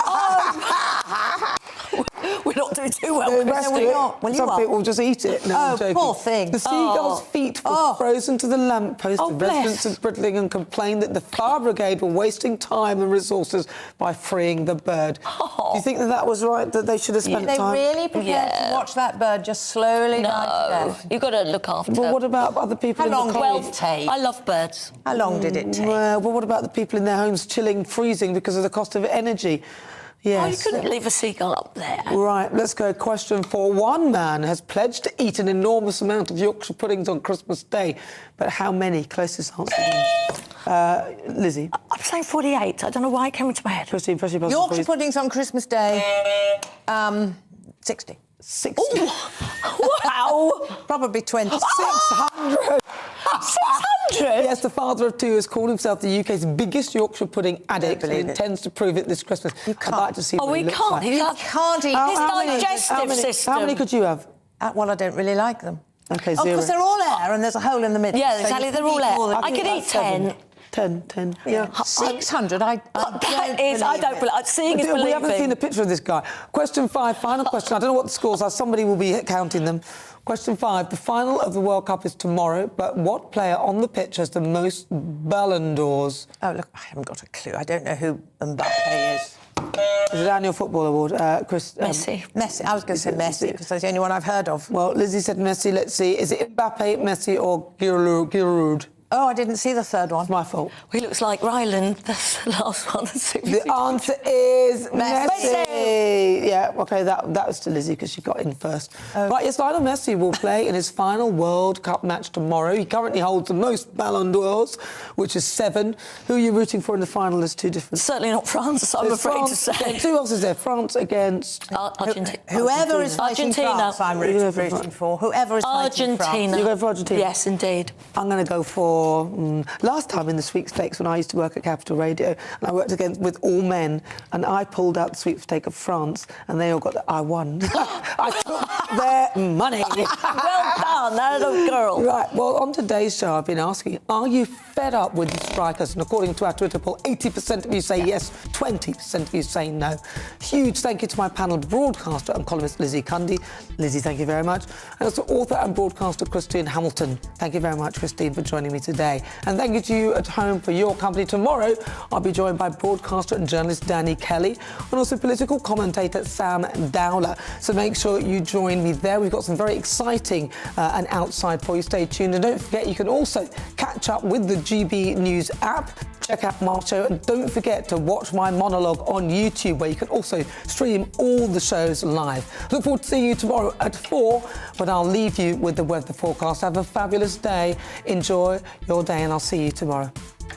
Looking ahead to this evening's weather, and the UK will be cold and frosty with a few wintry showers in the north. Let's take a look at the details. Skies will be clear this evening across southwest England, where it'll turn chilly and frosty once again. Ice may also form over the higher ground. Temperatures will also plummet across the southeast of England with another frosty night. It'll stay dry, but there could be a few mist and fog patches this evening.